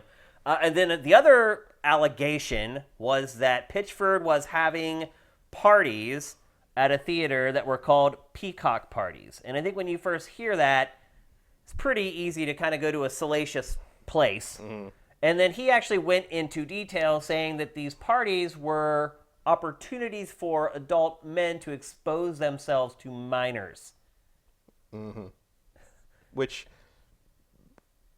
I don't really believe that. Well, if like, so, the peacock parties are real. Yeah, He has peacock parties. But it's because he has a theater in his house that's called he Peacock calls it the Theater. Peacock Theater. He has a proscenium stage in his house because Randy's a magician. And this is where, well, first of all, I've seen other people reporting that they've been to those parties. I have not personally talked to people, but I've talked to people who know people who went to those parties, and they all say that they are completely benign and fine. It's actually Randy Pitchford, which a lot of people don't realize this, is a magician. Yep. And he does performances for the people that come to his parties in the Peacock Theater, thus the Peacock Parties. And so ultimately, and he's actually a good magician. He is. He's very good. And he's the I believe the nephew of the great Cardini, who is, if you look him up, is a legendary magician of the 20th century. Yeah. And so it appears, I mean, to be perfectly honest with you, it appears that Randy's being honest. I mean, he admitted to what was on the thumb drive. He kind of had to because a kid found the thumb drive and took it home and looked at all the stuff on it. But he has not tried to deny anything. I mean, I guess he tried to deny the Peacock Party stuff by explaining what it really was. Right. And then other people, multiple people have corroborated that story. The thing about, like, I mean, the fact that he has a stage in his house is not a secret. Like, everyone who's ever worked at Gearbox has told me that. He's filthy. Here, let's start with this. He's filthy rich. Maybe he's filthy rich because he stole $12 million from Gearbox. We don't know, but he is filthy rich. He's been well off for longer than when this alleges that happened. Absolutely. I mean, he's been running Gearbox since 1999. He's not he's a high profile, he's not been making well-paid a man. Yeah. He lives in a small town in Texas outside of Dallas called Frisco. Remember? Frisco.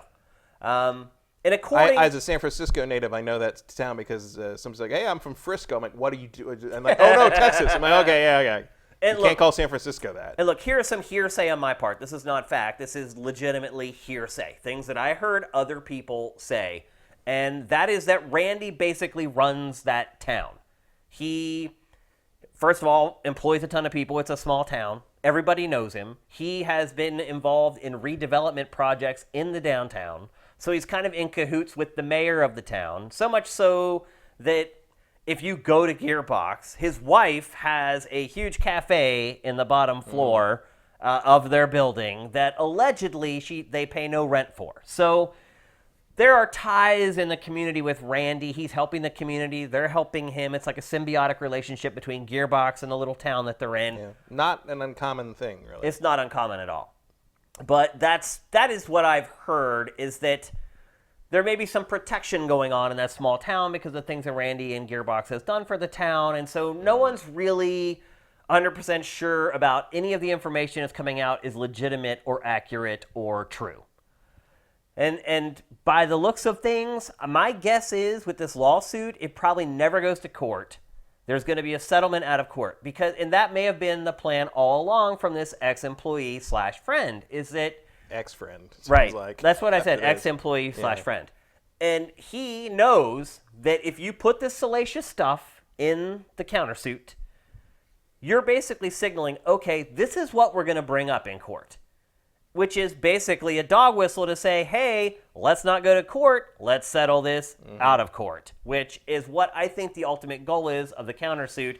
I don't think we're ever going to get any more clarity on what's happened here. It does feel like the strategy is from the guy who's representing himself, I might add. Because he is a lawyer. Yeah. But even if you're a lawyer, that's not a good idea. Probably you don't want to do that. Yeah. But he is doing it.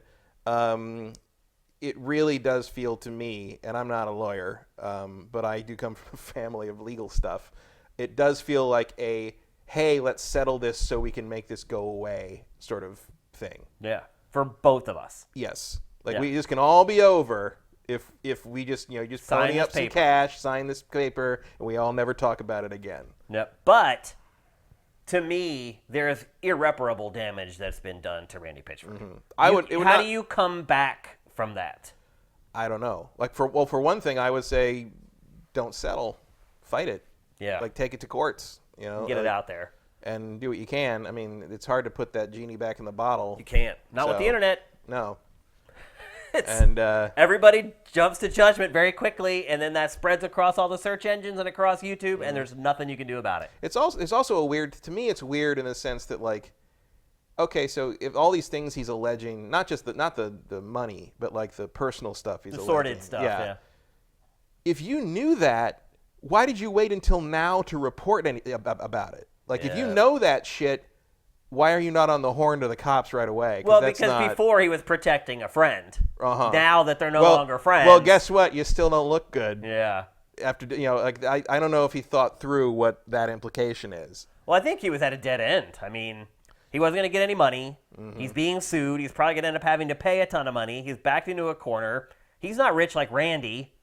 He's a lawyer. He's probably not poor, but he doesn't have Randy Pitchford money. I mean, what other course could he take at that point? It's like you're kind of backed into a corner and you don't really have any way out at that point. And if you don't want to go broke getting sued by a gigantic corporation the size of Take-Two. Yeah.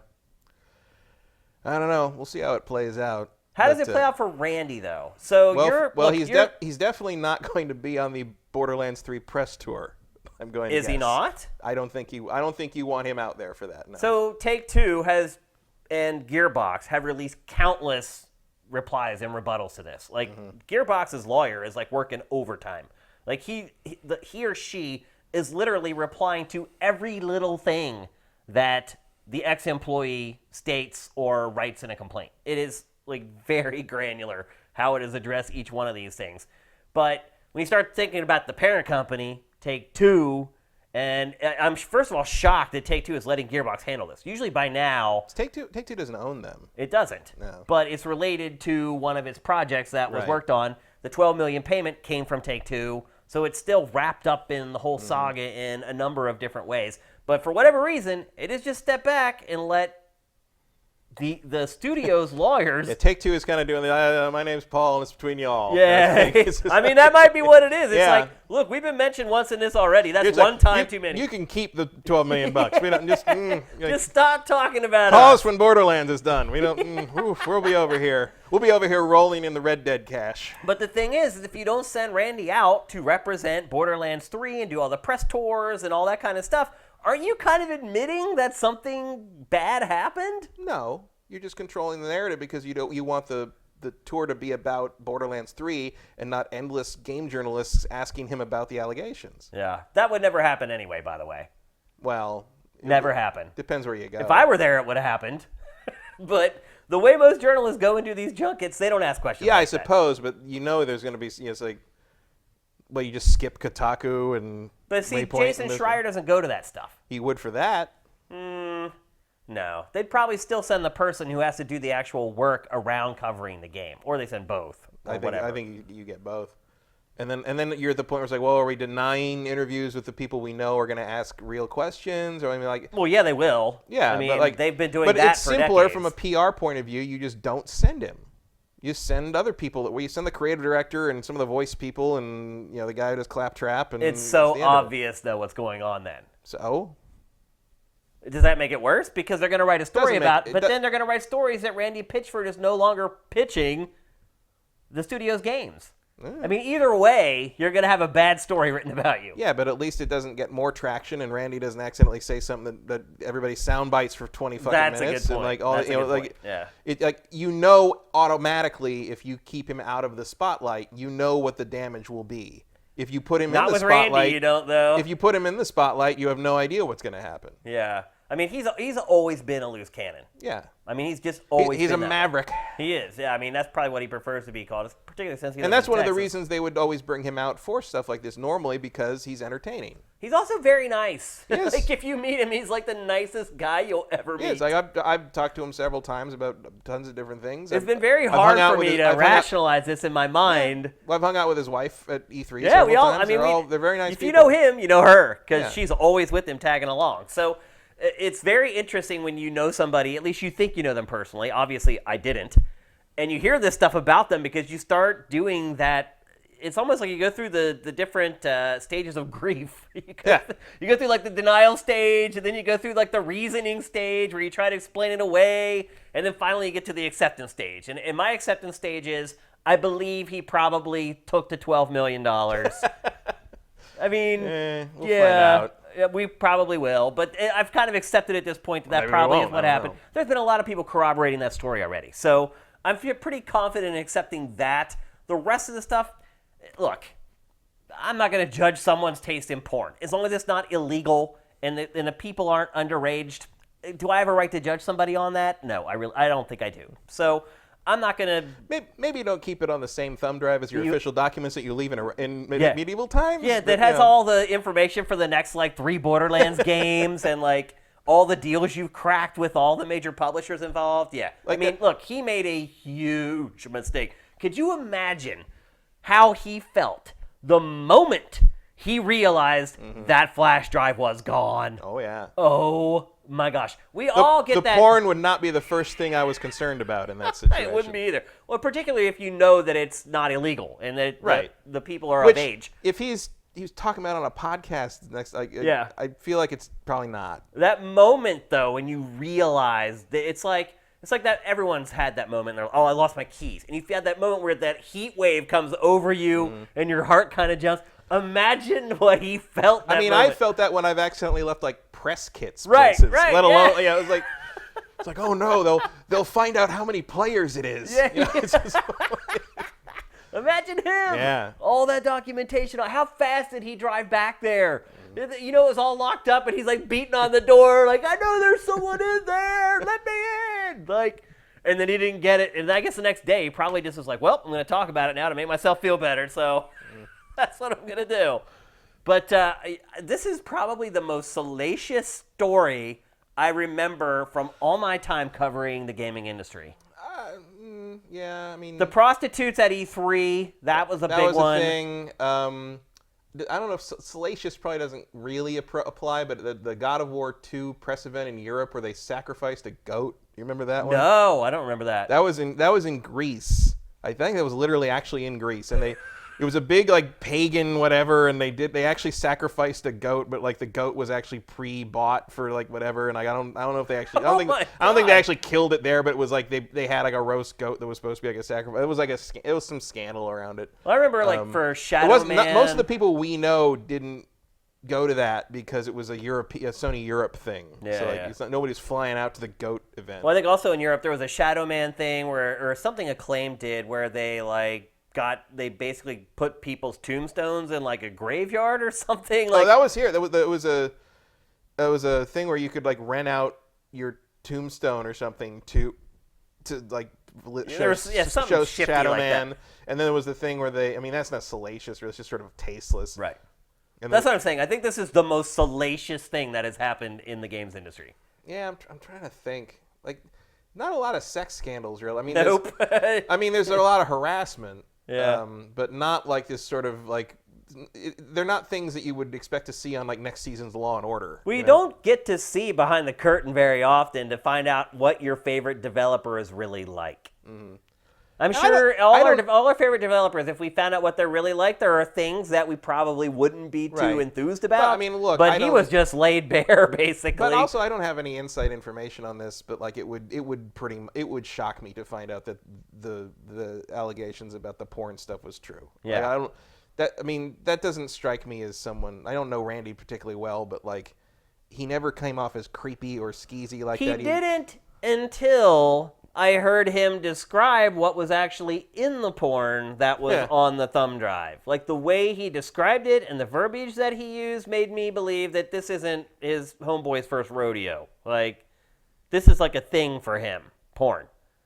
Okay. And whether it's illegal porn or not, it's like, you're saying like I can kind of imagine something. I'm talking about on. The allegation that he has underage porn on that drive. I'm sure there was porn on it because he talked about it. Right. But in terms of being illegal, that would he doesn't seem like a pedophile. I don't know. You know? I don't know. I'm not willing to say that I don't believe or I do believe that. I just don't feel like I have enough information. We don't have any information other than what he said and what was in the we literally don't have any information. And like the countersuit hearsay alleged thing from guy who is already being sued by them, I don't consider that information yet. Yeah. It's not information. It's just something a guy said. Right. That's what I said. That's what I just said. We don't have any information. So it's unfortunate that like he seems to be getting crucified already for the implications of that. But like, if there is something behind it, I'm sure they'll get to the bottom of it. But until then, I'm not going to really. I don't think they will get to the bottom of it because the thumb drive's gone. Well, yeah, but I mean, if you're accused of something like that, usually the police are going to dig into you for it. Yeah, it's possible. But I think no matter what, this is bad for Borderlands. This is bad for Gearbox. Not the start I'd hope for, no. Do you think it affects the interest or the sales of Borderlands 3 at all? No. Yeah, me either. I mean, frankly, if the game is good, people are going to buy it and play. Well, also, line. frankly, I don't think most people are going to hear about this.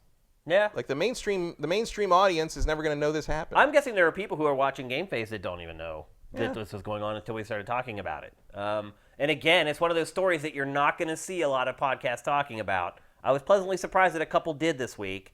But typically, you talk about like IGN's podcast. Think they're going to talk about this? Probably not. They're not allowed to swear on podcasts on IGN. They're not. Yeah. I mean, and for their audience, it makes sense. You need to keep it clean. But so you're right. This story is not going to get disseminated out to everybody. And it's only been reported once. Like Kotaku reported it, and then a bunch of YouTubers did their thing with it. But there's nothing else to say about it. Yeah, until there's more information, or ultimately what I believe is going to happen is they just settle out of court. The settlement happens and we won't know any of the details of that. We'll just know that they settled, and off we go. Mm-hmm. Unless there's another countersuit for defamation of character. Which is possible. Which I would say there's grounds for. And, because will I ever look at him the same? I won't. I mean, ideally, you're protected from the accusations you make, especially through hearsay, in a lawsuit like that. But because of the far-reaching social consequences of what that guy's saying, you could theoretically try to come back on him with it. I mean, I won't look at Randy I hate to say it, but I won't look at him the same again. Because of the money? All of it. Just the whole story. It's just like, I just feel like I got a good idea of his character from all of this, not just one thing. It's the accumulative effect, and you start going back to some of the stuff that's happened with him in the past that I kind of let slip and say, oh, that's just aliens, fanboys being angry, and like I always found a way to let him off the hook. That game was bad. It was awful. Yeah, I mean, don't get me wrong. Did you see that thing last? I'm not saying that the fans were wrong, that it was a great game, but I'm just saying, like, I always just like I had to deal with fanboys for the last 20 years. I get it. Like, I know that they can be insane. And so I always just kind of like, oh, it's just fanboys being fanboys. But with this, I can't really do that. I can't really let him off the hook. Like, it appears that he stole $12 million from from his employees who were supposed to get money, who were busting their butts working on these games for 2-3 years on like 80-hour weeks. Like, to me, I'm not saying that I think he's like a pervert or he's a pedophile or anything like that. I'm just saying that my overall opinion of his character is different than it was before this stuff happened, and not in a good way. Well, I don't know. Maybe I'm just more cynical when it comes to people who run companies. You think they're all terrible, like politicians? Sorta, a little bit. And like, I'm not saying like that makes me think of them as bad, but like, it's sort of the game. Yeah. You know what I mean? And like, beyond that, I'm gonna have to wait and see where this case goes, if it goes anywhere. I think you're right. There's a good chance it settles and was just never talked about again as part of the settlement. Because neither one of these sides want this to get dragged through the press again. Maybe, or unless Randy does. You know, and Randy, well, you're right, because he is kind of fighting for his name right now. Yeah, I mean, if I were him, I would probably. Would you? I would think very seriously about taking it to trial. What would you do? I would, as at least part of the settlement, I would demand like a public retraction of the non-monetary accusations. Yep. Me too. And if he refused to do that, then I would probably fight. I would fight it. You move forward. Yeah. Yeah. If you have the wherewithal to do it. Yeah. So I mean that doesn't even. That doesn't even get into the question of like what do you do if you know that you did take the money. Yeah. Because I don't know one way or the again. This is just two sides throwing accusations at each other in court, and we may never know the truth of it. We probably won't. Yeah. But yeah, so there you go. What happens with Borderlands 3 now? You think we just never see Randy Pitchford again? Like when they show it at E3 for the first time, like he's not going to be there to do interviews. Probably not, but I mean, it's not. I don't think he'll disappear forever. I mean, there'll probably be a time to have him come back on stage one day. What is the grace period on something like that?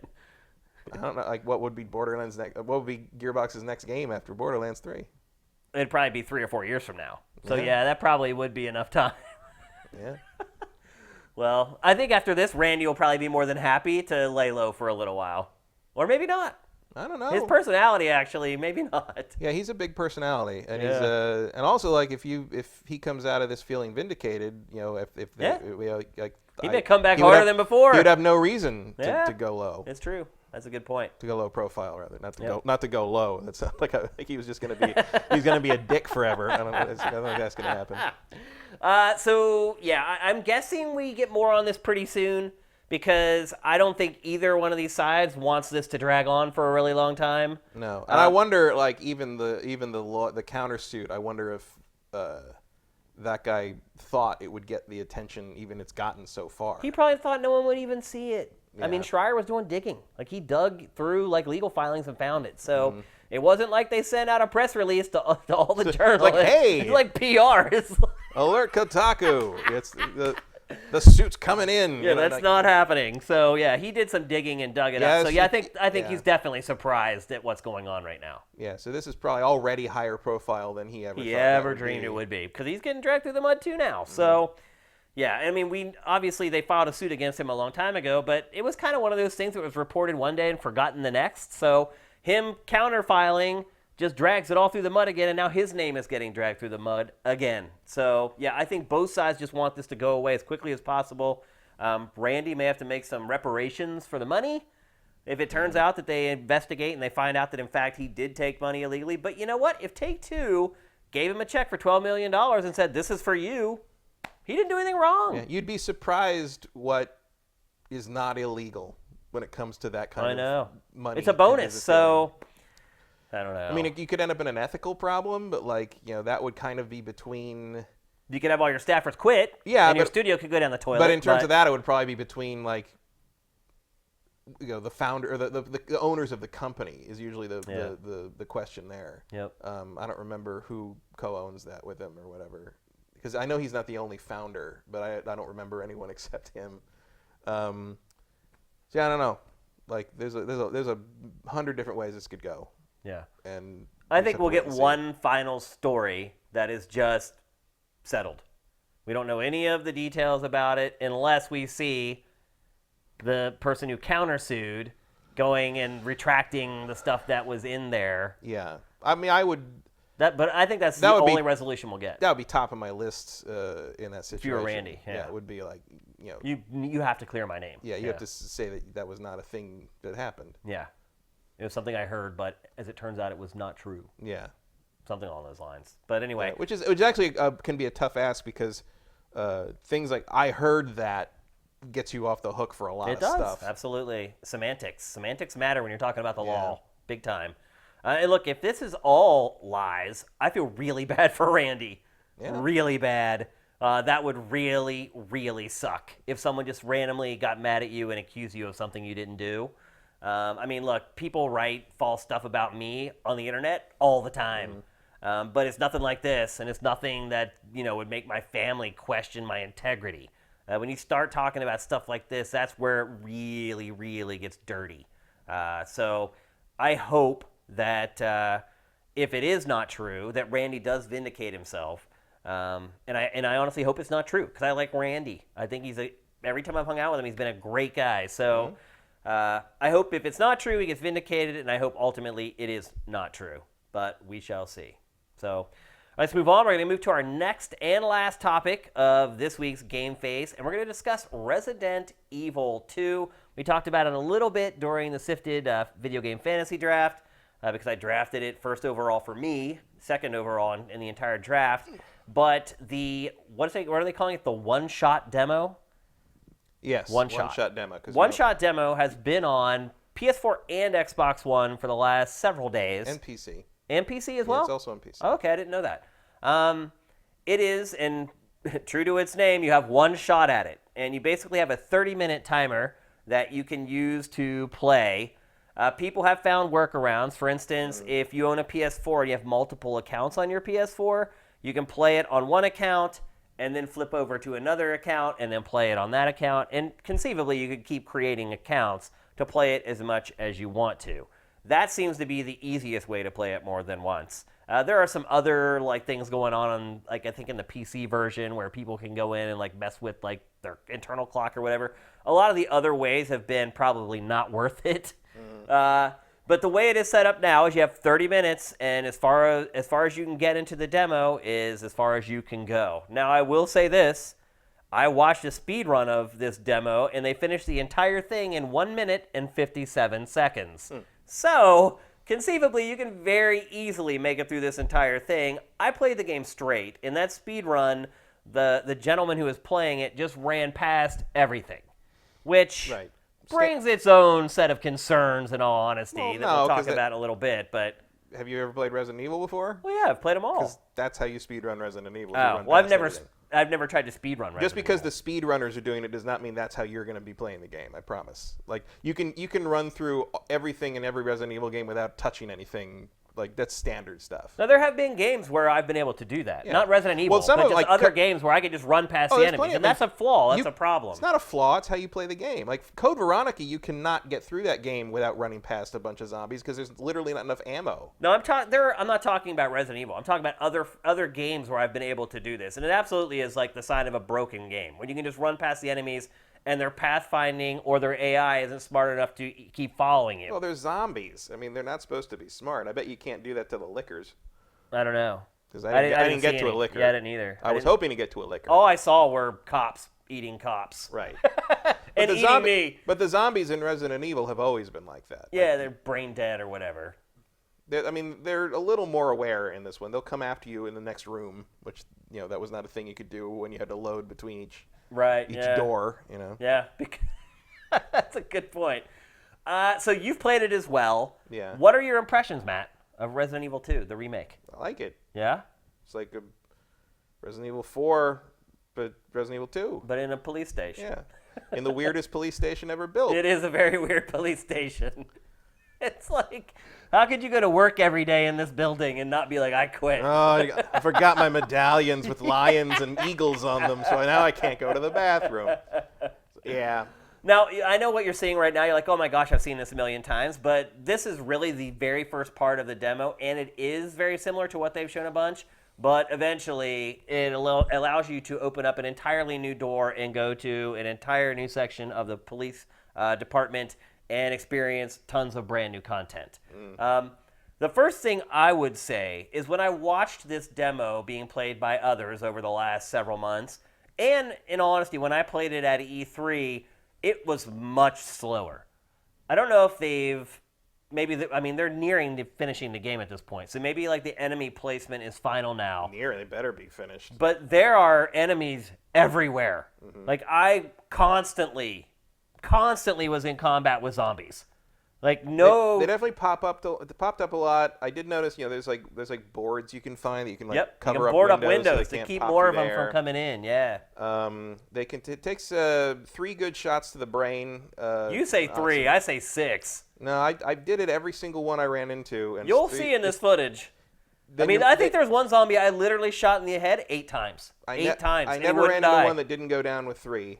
And although sometimes, because it's hard to tell when they're dead, and a couple times I've shot them in 3 and they fell down, and I walked over to them and kind of, you can't kick them, but you kind of walk up and be like, and sometimes they'll grab you if you haven't killed them. Yeah, I can't tell when they're dead at all. But I've thought they were dead. I've walked out of a room, come back in the room, the body's still laying there, and when I walk by the body, it grabs me by the leg. Yeah, well, this is so gross, by the way. They're pulling your guts out. There's a section where where I finally kind of figured out, 3 to the head and they fall over, and so I can get past them. So 3 to the head, this one guy, and I went into a room. There's another zombie in there. 3 to the head, he's down, and then I start seeing, and I go back out the side, the room, and the guy I'd shot before has gotten up again. And I'm like, well, I thought I killed you. So I shot him again. One more shot to the head, and he finally, the head kind of exploded, and he fell over. So you can just watch there. I shot him 3 times in the head. He goes down to the ground. I go to the next room, and he comes back after me. And then the 4, 5.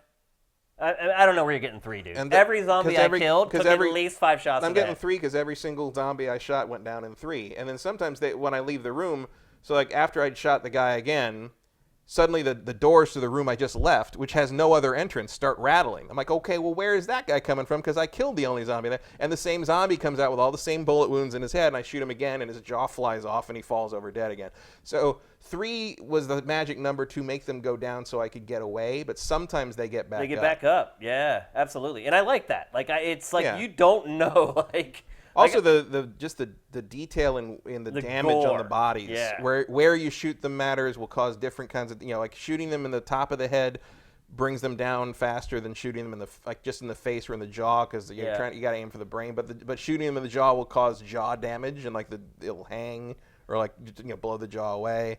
And then like when you get the shotgun, you're causing even more massive damage to them. I never even found the damn shotgun. It's incredible. I got the shells. I never got the shotgun. But the gore in this is off the freaking charts. It's like the best ever. Mm-hmm. It's the most realistic gore I've ever seen in a video. Mortal Kombat 11 has its work cut out. It really does. I didn't think I'd be saying that. Yeah, because the last MK was the goriest game I had ever seen before I played this one. Like, it is... Like, I don't know if you guys saw, but that one shot where... And I got overwhelmed by zombies in this game. Like, I got tackled by 2 of them or 3 of them. And like, as always with Resident Evil, they have these very grotesque death scenes. And I don't know if you guys saw it, but earlier, the one death scene, the zombies are pulling Leon's guts out and eating them. Like, so yeah. It has all the stuff that have made the modern Resident Evils great. I think maybe the one thing I would say is that it is very similar to what we've been playing since Resident Evil 4, and with Leon to boot. Sort of. I mean, you're not punching any boulders or... Yet. I mean, I played Resident Evil 2 before. I don't think that's going to happen. I don't know. I'm not making that assumption yet. I'm going to go ahead and make that assumption because it's Resident Evil 2. It's not... that doesn't happen. I mean, I don't think that this game is just a one-for-one recreation, though, of Resident Evil 2. I think they take liberties with it a lot. Here and there, but like I recognize individual rooms and corners and staircases, and like this scene. I mean, this scene is not the same. I mean, originally you just find him kind of sitting on the ground. Yeah. But like the beats are the same. Yeah. The puzzles aren't the same, but the beats are the same as sort of the general play. I don't think you're going to go completely like off the rails and like suddenly you're running through the bowels of hell, punching fire boulders, and like, I mean, that's only Chris Redfield can do that. Leon's a rookie. In this, he is. And it is survival horror, so your ammo is limited. I ran out of ammo several times. In fact, I ran out of ammo and I broke my knife and had no way to fight zombies at all. No way. And then I started running past them, trying to find rooms to find more ammo. Interesting. Because your knife dulls and breaks if you use it too much. And I'd ran out of ammo and I'd used it a ton and I broke my knife and I had nothing. I found plenty of ammo. I was surprised.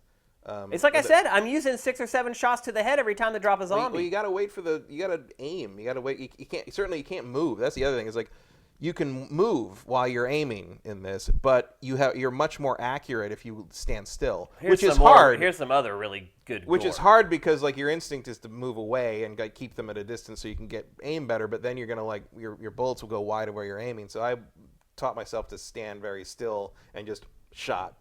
Look, Matt, are you really trying to tell me how to play Resident Evil? Yeah, because apparently you're not doing it right. Really? I just went. You were sitting right here. I went through it. I mean, you can laugh all you want, but it was 3 shots to the head. I have the footage right here. You can watch it. You can tell whether I'm shooting him in the head or not. I mean, I can't fabricate footage. This is me playing the game. You can watch me shoot him in the head 8 times, and they keep coming.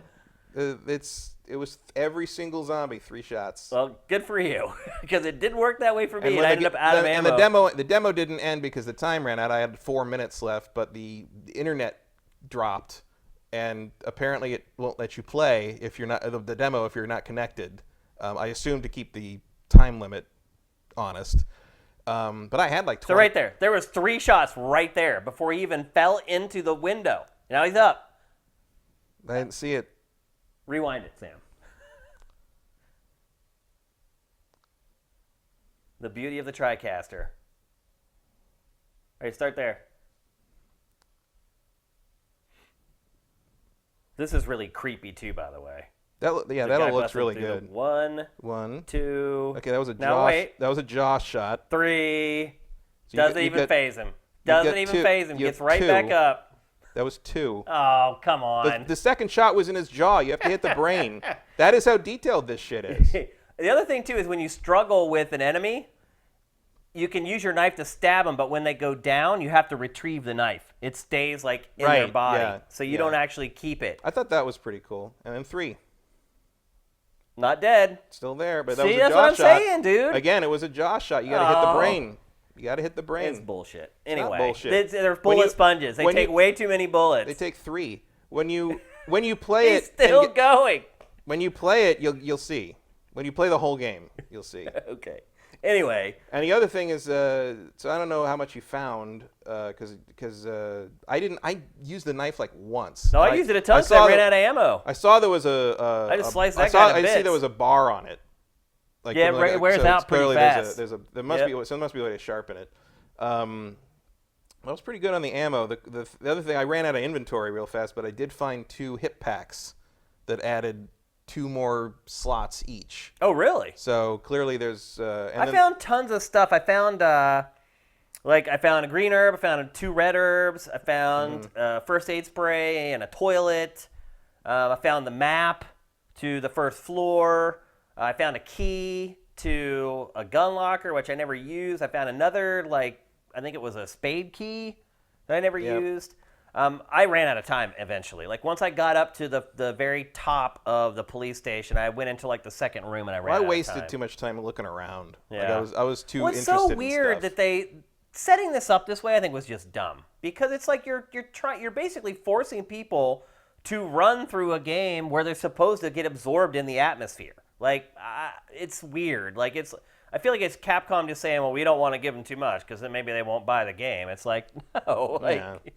It's like, you let me soak in this atmosphere, I'm absolutely going to buy the game.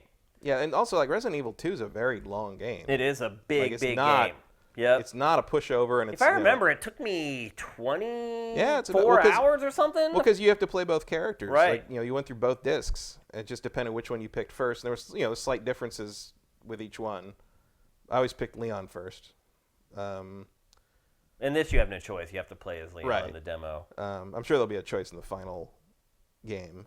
But, no, I think you could have just made this sort of the police station section of this. And, as soon as you solve the main puzzle in the main area, the demo ends, and that's it. I mean, I don't know. It's weird. It's an odd choice. But I still have enjoyed the crap out of this. It's not going to stop anyone from buying it. Well, the proof is in the pudding is that I'm pissed off that I can't keep playing it, I guess. So ultimately it works. You can always download it on another platform. Yeah, that's right. Yeah, you can download it on another platform, or if you have a PS4 and you have a Japanese account and a European account, you can play it 2 more times. But so how do you feel about your first pick? Now that you've played pretty good. Yeah. I mean, I still don't think it's going to score a 9.5 or anything like that. I still think it's going to get a high 8. But I don't think many games are going to score much higher than that. I think you might be surprised. This is a nice first impression. Yeah, I enjoyed it.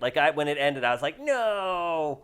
And it's I don't actually. I finally got a PS4 Pro for Christmas, and I have not gone back and recreated my Japanese and European accounts like I had in my old one. So... maybe I'll do that. This is probably worth it. But I also just got Ace Combat 7 for review. I'm sorry, Matt.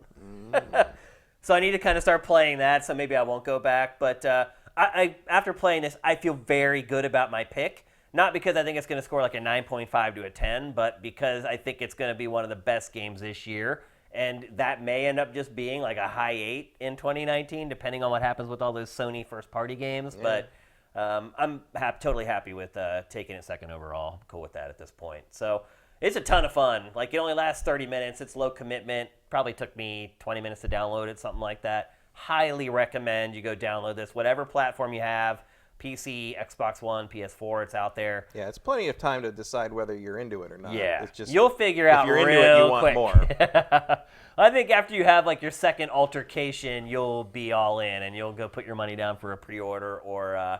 just get ready to buy it when it comes out. And it comes out the 25th, I believe.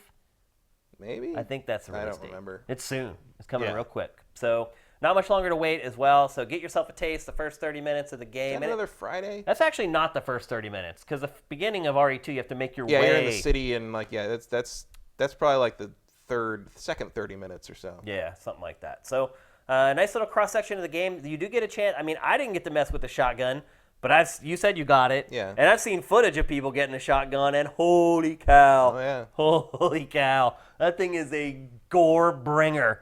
Yep. I saw some clips of that shotgun that I was just like shocked. And I am jaded. I mean, the damage models, I really hope they do some like featurettes or something on like how all the damage. And they were good about that. that after RE7 came out. So I have a feeling that they probably will. They went back and kind of did like that crazy long series long after it was out. So I have a feeling Capcom will release something like that once it's out there. But two thumbs up from you? Yeah. Yeah, two thumbs up right here. I think if you guys are been sitting on the fence wondering, I think you can go. This will probably be my one horror game for the year. Cause I don't care about horror games, but and I do. I do care about this one because and I am really excited for this game. So not long to wait. That's my problem with horror games most of the time is I just don't think they're very fun. Yeah. Well, they're not really. Yeah. And I think this is because I don't think they're scary usually. Yeah. Ever. And so like to me it's just like okay, well I don't like when I'm playing and I'm bored. So that. But like I really enjoyed playing this. Like the gameplay on this I think really is good. Did you find the actual monster closet in the demo? I don't think so. So there's a locker that you open, and there's a freaking zombie inside the locker. Oh, I opened a locker and a body felt, but it didn't move. Oh, there's one that you've opened up where the guy does move. Huh. Yeah.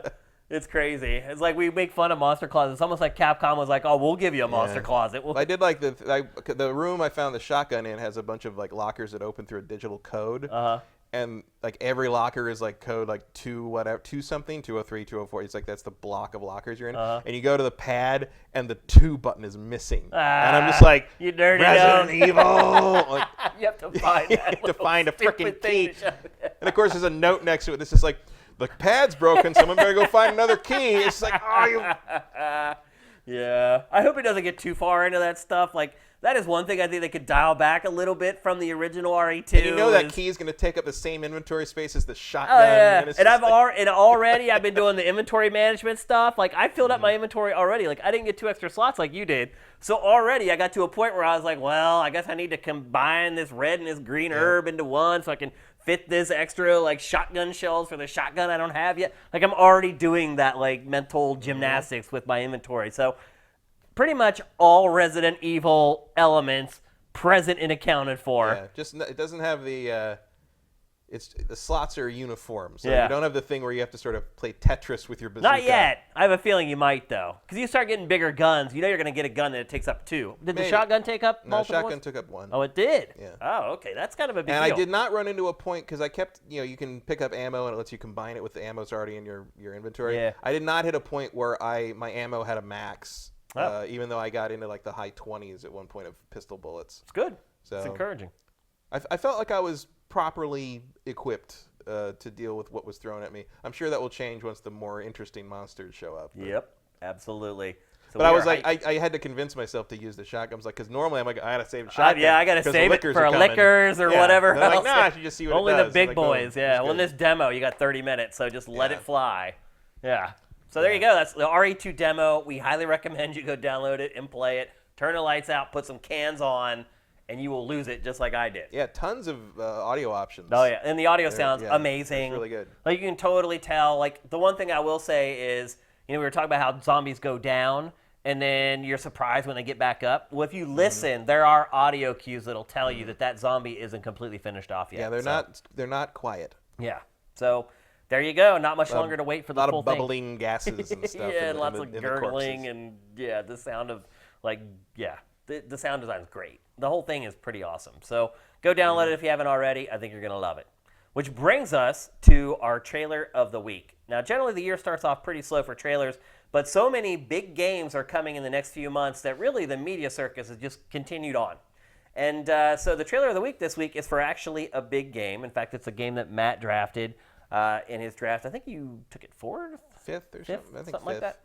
And that game is Metro Exodus. Now, Metro games in general, the stories have always been pretty good because they are kind of based on a series of novels, right?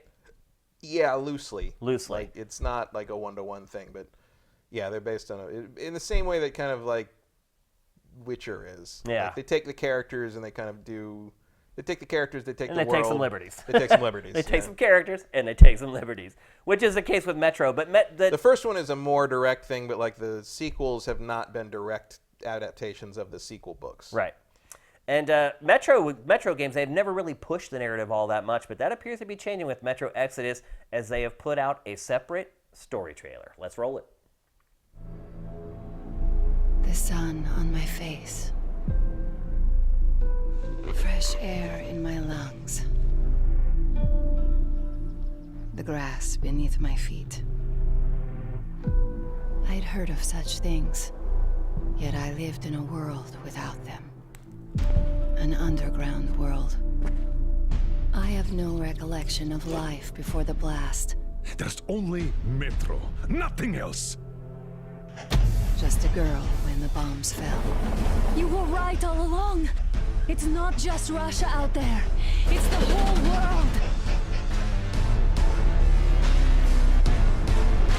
Could such things exist again? I live in hope.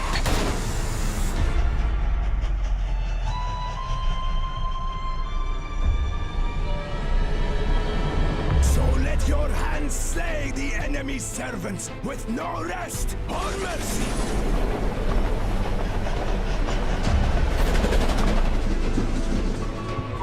See the people I have to work with here. Complete and utter degradation. We are the government you people deserve. I'll drown you in your own blood!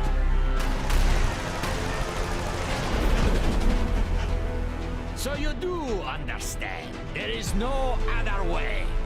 Man is a beast. A beast! Who are those people trying to kill us? It's the strongest who survives. But don't you see what you're doing to my daughter? Your wife? You're not saving anyone. I live in hope. But the future is still all I fear.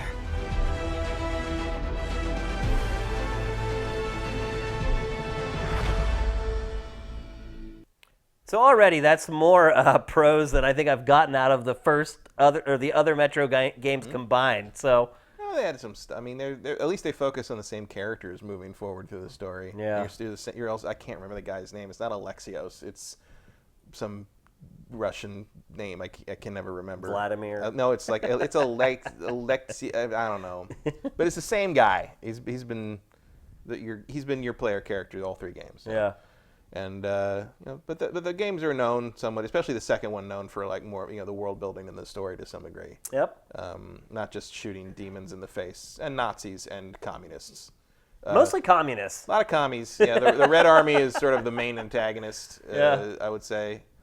But there's demons and Nazis and with the Polish guys and those guys. I'm looking forward to it. I'm not a huge Metro fan, but like.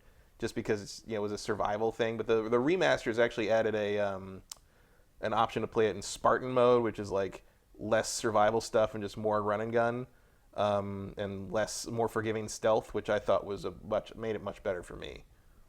So yeah, I'm into it. I saw some of you guys subscribe through Twitch Prime while the show was going on. I'm scrolling back up right now trying to find everyone who did that, but it appears that the chat has been cut off. And I can't get to it. So anyone who has subscribed through Twitch Prime, thank you very much. We really appreciate it. Those of you may be ready to re-up as well now that we're in the new year. But let's get to some questions. Matt, do you have one? I'm scrolling all around. W. Matthew, what do you think will be the biggest game sales-wise of 2019? He says, my guess is Pokemon. That's a pretty good guess. Yeah, I think that's probably the best guess. Assuming it comes out this year, yeah, I would say. Yeah, I mean, it depends on what comes out. Like, if even The Last of Us Part 2, I don't think can outsell Pokemon. No. But, I mean, again, another part of it is what's the install base of Switch at that point? Yeah. I mean, you're not going to sell 1-to-1. That's just not going to happen. But you might sell 1 to 2. It might be it's 50, 75% penetration of the user base. Yeah, it's possible. I mean, it's not. Yeah, it's not out of the question. And Last of Us 2. I mean, Last of Us sold very well, but Pokemon, well. I mean, honestly, especially because you can combine the two versions of the Pokemon game, which is sort of cheating, but most people only buy one. Yeah. I mean, I hate to say it, but it's probably going to be Call of Duty Modern Warfare 4. I don't know. Maybe. It'll be a close battle between that and Pokemon. Has anyone said how much the last one did it? No, they haven't announced anything. I mean, typically Call of Duty 15 to 20 million. Mm-hmm. And also, W. Matthew, we don't know if you're saying what will sell most by December 31st or what ultimately will sell the most. And that's a big difference because Call of Duty gets all its sales literally in 6 months, and then another one comes out. This Pokemon game is going to have legs for a while. The Last of Us Part 2 is going to have legs for a while. Who knows what happened with Death Stranding? I mean, if it even comes out, like, how's it going to sell? It's so weird. It's like Death Stranding is not going to sell Pokemon. No, definitely not. Trying to think of any other properties that even have a chance. At the top shot? No. Just Call of Duty. Really, that's the only game that could really top COD it. and Pokemon. Yeah. No Rockstar game. There's no Assassin's Creed. Nope. Yeah? Yeah, I think that's it. Yeah, it's going to be a big year for Switch, I think. Next. J. Reed Vic 7. Why hasn't there ever been a major controversy surrounding Activision or Call of Duty? Akin to what EA gets all the time, given that they've been the center of microtransactions. I can just stop your question right there. Because one is successful and one isn't. Yeah. I think you're talking about in reference to games that we talked about earlier, but this is Call of Duty. Call of Duty does very, very well. Generally, you only get dirt when things aren't going well and people get frustrated and fed up. That's when they start dishing stuff out to the media or say they start talking about things that are going wrong. Call of Duty sells 15 to 20 million copies every year. No one really has anything to complain about. So I think that's kind of the root of it. I'm sure there is crappy stuff that happens developing all of the Call of Duty games. People hate each other that work on the teams. People disagree on the direction of the games. You can go on and on. But ultimately, the product ends up being successful. But when you talk about what's going on with Activision and Bungie, they really have not lived up to what they were expecting. They have not sold as well as they have hoped. Bungie has not put out as many games as it was supposed to, according to the contract it signed with Activision. So on both sides of the aisle, neither party is happy, and that's when you start getting the dirt kicked up. I mean, to be fair, though, there was some controversy about Call of Duty. We talked about it earlier in the show with Vince Zampella in Infinity Ward. Vince and his partner, who went on to form Respawn, sued Activision and won. Won, what was it, $147 million, something like that. It was an insane judgment. So there has been some controversy as far as Activision not paying out what it should have to people who worked on the franchise. But I think he's asking about like controversy, like the whole stop the loot boxes thing, right? Because they're in, and the answer is because they sell and no one cares. Yeah. Well, I think Call of Duty does a pretty good job with how it does that stuff, though. Well, there was you get so much content on the disc. They attempted some things with buying guns in the they had loot the boxes remaster. in prior games. Straight up loot boxes. Yeah, but also loot boxes that weren't just cosmetic. Yeah. And I think they adjusted. They changed that. They did. But mainly it's because it's too big, and and most of that stuff happened before you had.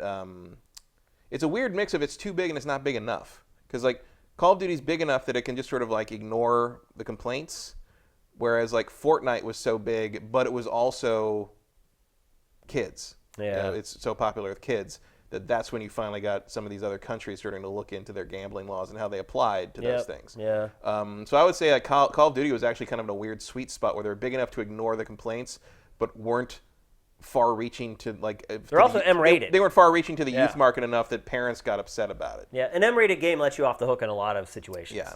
Whereas Fortnite's T? Or is it Fortnite's E10? T. Fortnite's T. T? Yeah, because you're shooting people. Yeah. But yeah, with Call of Duty, even if the question had been raised, all Activision had to say was well, it's M-rated, so they shouldn't be playing it, so go away. So we'll see. I think that's part of it. From Tomb Raiders, you guys didn't add any stakes for who loses or wins the fantasy draft this year. Do you plan to? That's a good question because I don't think I did my penance for last year. Nope. I don't think I ever did. And we haven't even talked about one for this year. So maybe we need to do just a punish stream where I get punished first and then you get punished. Maybe. To just make up for the last 2 years all at once. We'll figure something out. The fun is in the competition, though. It's not about I know you guys want to see the punishment. But for me, they just want to see me make you play Dark Souls. Probably, yeah. And they probably want me to make you play Call of Duty or something. So I know you guys want to see us suffer, but to me, the fun is just in the playing and the competition.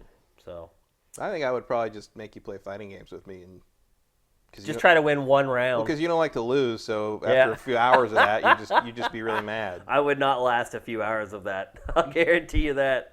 I'll bust out all the weird Dreamcast stuff. And all all right, in this one, we're blobs of ink. You're going to bust out Clay Fighter 64 and a third? We're going to play every single King of Fighters in order. I'd be okay with that. I like King of Fighters, actually. There's a lot of King of Fighters games. Assuming the Disney-EA relationship eventually ends, could you see Disney poaching top talent to make games in-house with their own new studios, or would they choose another existing publisher developer to make them? Dream scenario for me would be open world Star Wars by Guerrilla Games. I can tell you with 98% certainty Disney will never make an in-house game development anything ever again. Yeah. They have no interest in it. They don't want to run it. They don't want to own it. They don't want to pay for it. They don't want to have anything to do with that. So they've tried. Yeah, they've 3 done it separate before. times or yeah, 2 separate times? 3. Where they started, quit, started again. Yeah. They just don't want to do it, and the early shutdown of Disney Infinity and all that was sort of it's a similar thing to Activision, where it's like, if you're not making $1 billion for us, we don't want you in the fold. Yeah, Pactor's talked about this. Someone asked this question for Pactor Factor one week, and he basically said it's just not, they were making money, but not enough money, because he started talking about what Disney generates from all its other business units, and it's like a joke. It's like, why it's are not we enough doing to this? matter. Yeah, It's like how it's like, so what the all the controversy over the border wall, which is like $5.7 billion or something like that, and a bunch of people who supported it started like an Indiegogo fund or something, and they made they made something like 20 million. 20 million, was, 20 million of, I think they got, and it's like, that's if you do the actual percentage math, it's like if you wanted to buy a $20,000 car and I gave you $70 to help. I know, it's nothing. It's nothing. It's absolutely nothing. And that's like the whole thing with like Disney Infinity is like, we wouldn't even notice if this was gone from our bottom line, so we're going to make it go from our bottom line. What we are getting from it is a big headache and a bunch of hassle. Yeah, it's too. Nothing. We could put the people who have to manage this on other things.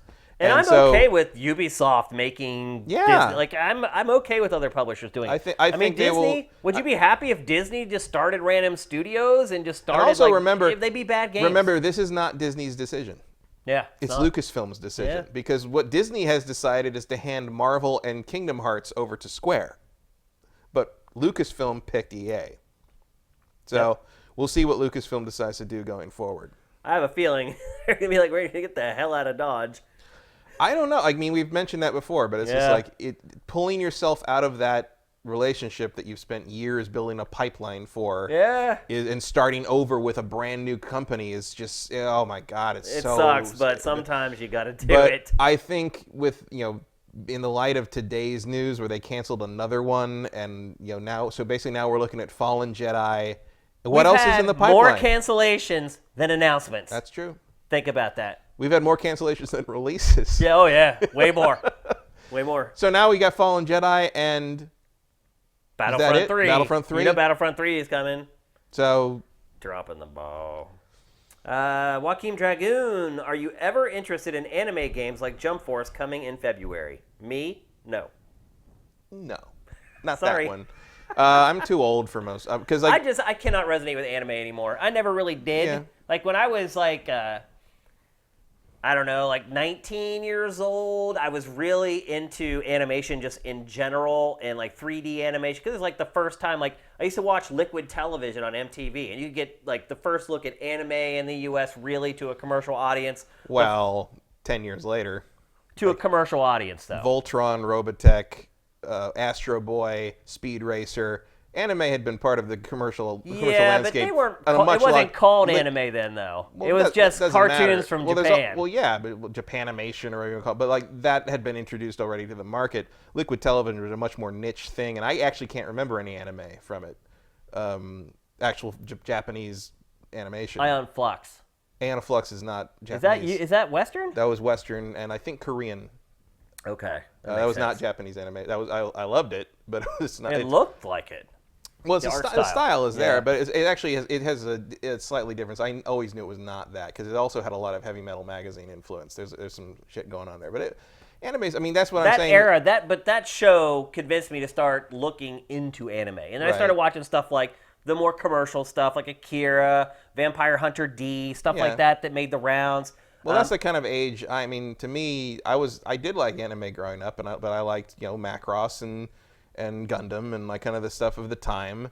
I mean, I watched Voltron as a kid. I just didn't know it was Akira, anime. Yeah. There's that like fleet of like great anime films, that theatrically released films that made it to the U.S. In that kind of late '80s to early '90s. You had Akira, you had Ghost in the Shell. You had, that's all the stuff. Ninja Scroll, all the stuff you rented from Blockbuster. Pretty much. Yeah. But like the stuff that's in Jump Force is like, I was too old. I was an adult by the time One Piece and like Naruto I don't care about One Piece. I don't care about Naruto or DBZ. I do like Yu-Gi-Oh, but not enough to buy a $60 game for it. The other thing I would say about anime too is it seems like the worst people I run into online all have anime avatars. Why is that? It's an ongoing meme. It is. Yeah, it's a common statement. Oh, why is that? There's also research that came out this past week that anime fans in high schools, anime fans are the bottom social strata, like the most looked down on. Does that explain it? I'm not sure. Which was crazy to me because when I was in high school, anime was so niche that wasn't a thing. Honestly, anime when I was in school, the cool kids watched the anime. It was like because the dorks, the norms didn't even know it existed. Yeah, well, because it was something that people who were in the subculture like looked for and found and watched. Yeah, it had more of a underground thing, and like it was like where your parents like lenient enough to let you rent the mature stuff from that part of the Blockbuster. Yep. Because Ninja Scroll was like, oh, you've seen Ninja Scroll because everybody gets cut up and everybody's naked all the time, like. Yep. But like tentacle rape.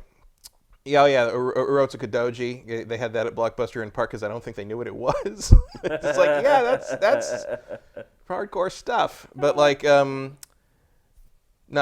Jump Force stuff is not interesting to me. I mean, I think it's interesting that it looks like that. Like, it's an art style I would not have expected them to pick for that game. So I'm interested when I see it in that regard, but I'm not going to buy it. I mean, it doesn't look like a good fighting game. No, I mean, it looks like an arena fighter, like it's a brawler, like a Power Stone kind of thing. I mean, I know. Oh, well, hey, if it was Power Stone, I'd be all in. That's a but... dated thing, or like the Gundam Versus games. Yeah, it's like all the Dragon Ball fighting games. Yeah, except big, massive arenas. Fighters, right? Which is the best one. Yeah, which I will play because it's more like the thing I recognize. That's the other thing. Is like I just don't like those 3D fighting unless it's virtual own. I'm kind of the fighting arena things. I'm not really into that. Me either.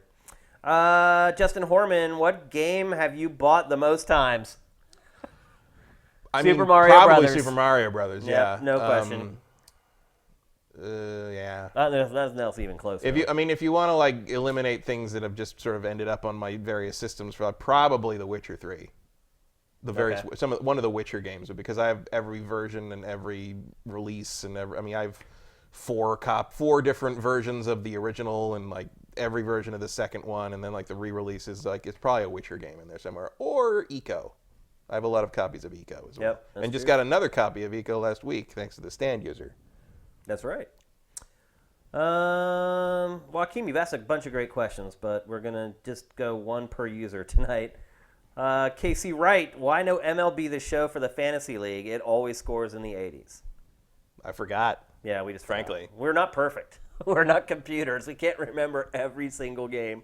That is also interesting when you do like the games of 2019 thing. You look at the Wikipedia article or like kind of the Google search. The sports stuff come up. They're not there, even though like we know they're coming. There's nothing there. There's no expected. Call of Duty's never there either. That's true. Until it's announced. Yeah, I think people just assume it's like, Matt had a technique of drafting NBA 2K every year, and that worked for 3 years. But then last year, what happens is as a generation wears on, they stop adding new features and the scores start to go down. And I think Matt got an 80 or an 81 from it last year or something like that. Yeah, it wasn't like stellar. Yeah, after a while there's no upside with sports games. And I think maybe you're just hoping that you pick something else. There is a chance of maybe it doing a little better than you might suspect. With a sports game, you kind of know what you're getting, and you can really look at the scores from prior years and kind of know what you're going to get the next year. So, to me, even a game like Jump Force might be worth drafting over a game like MLB The Show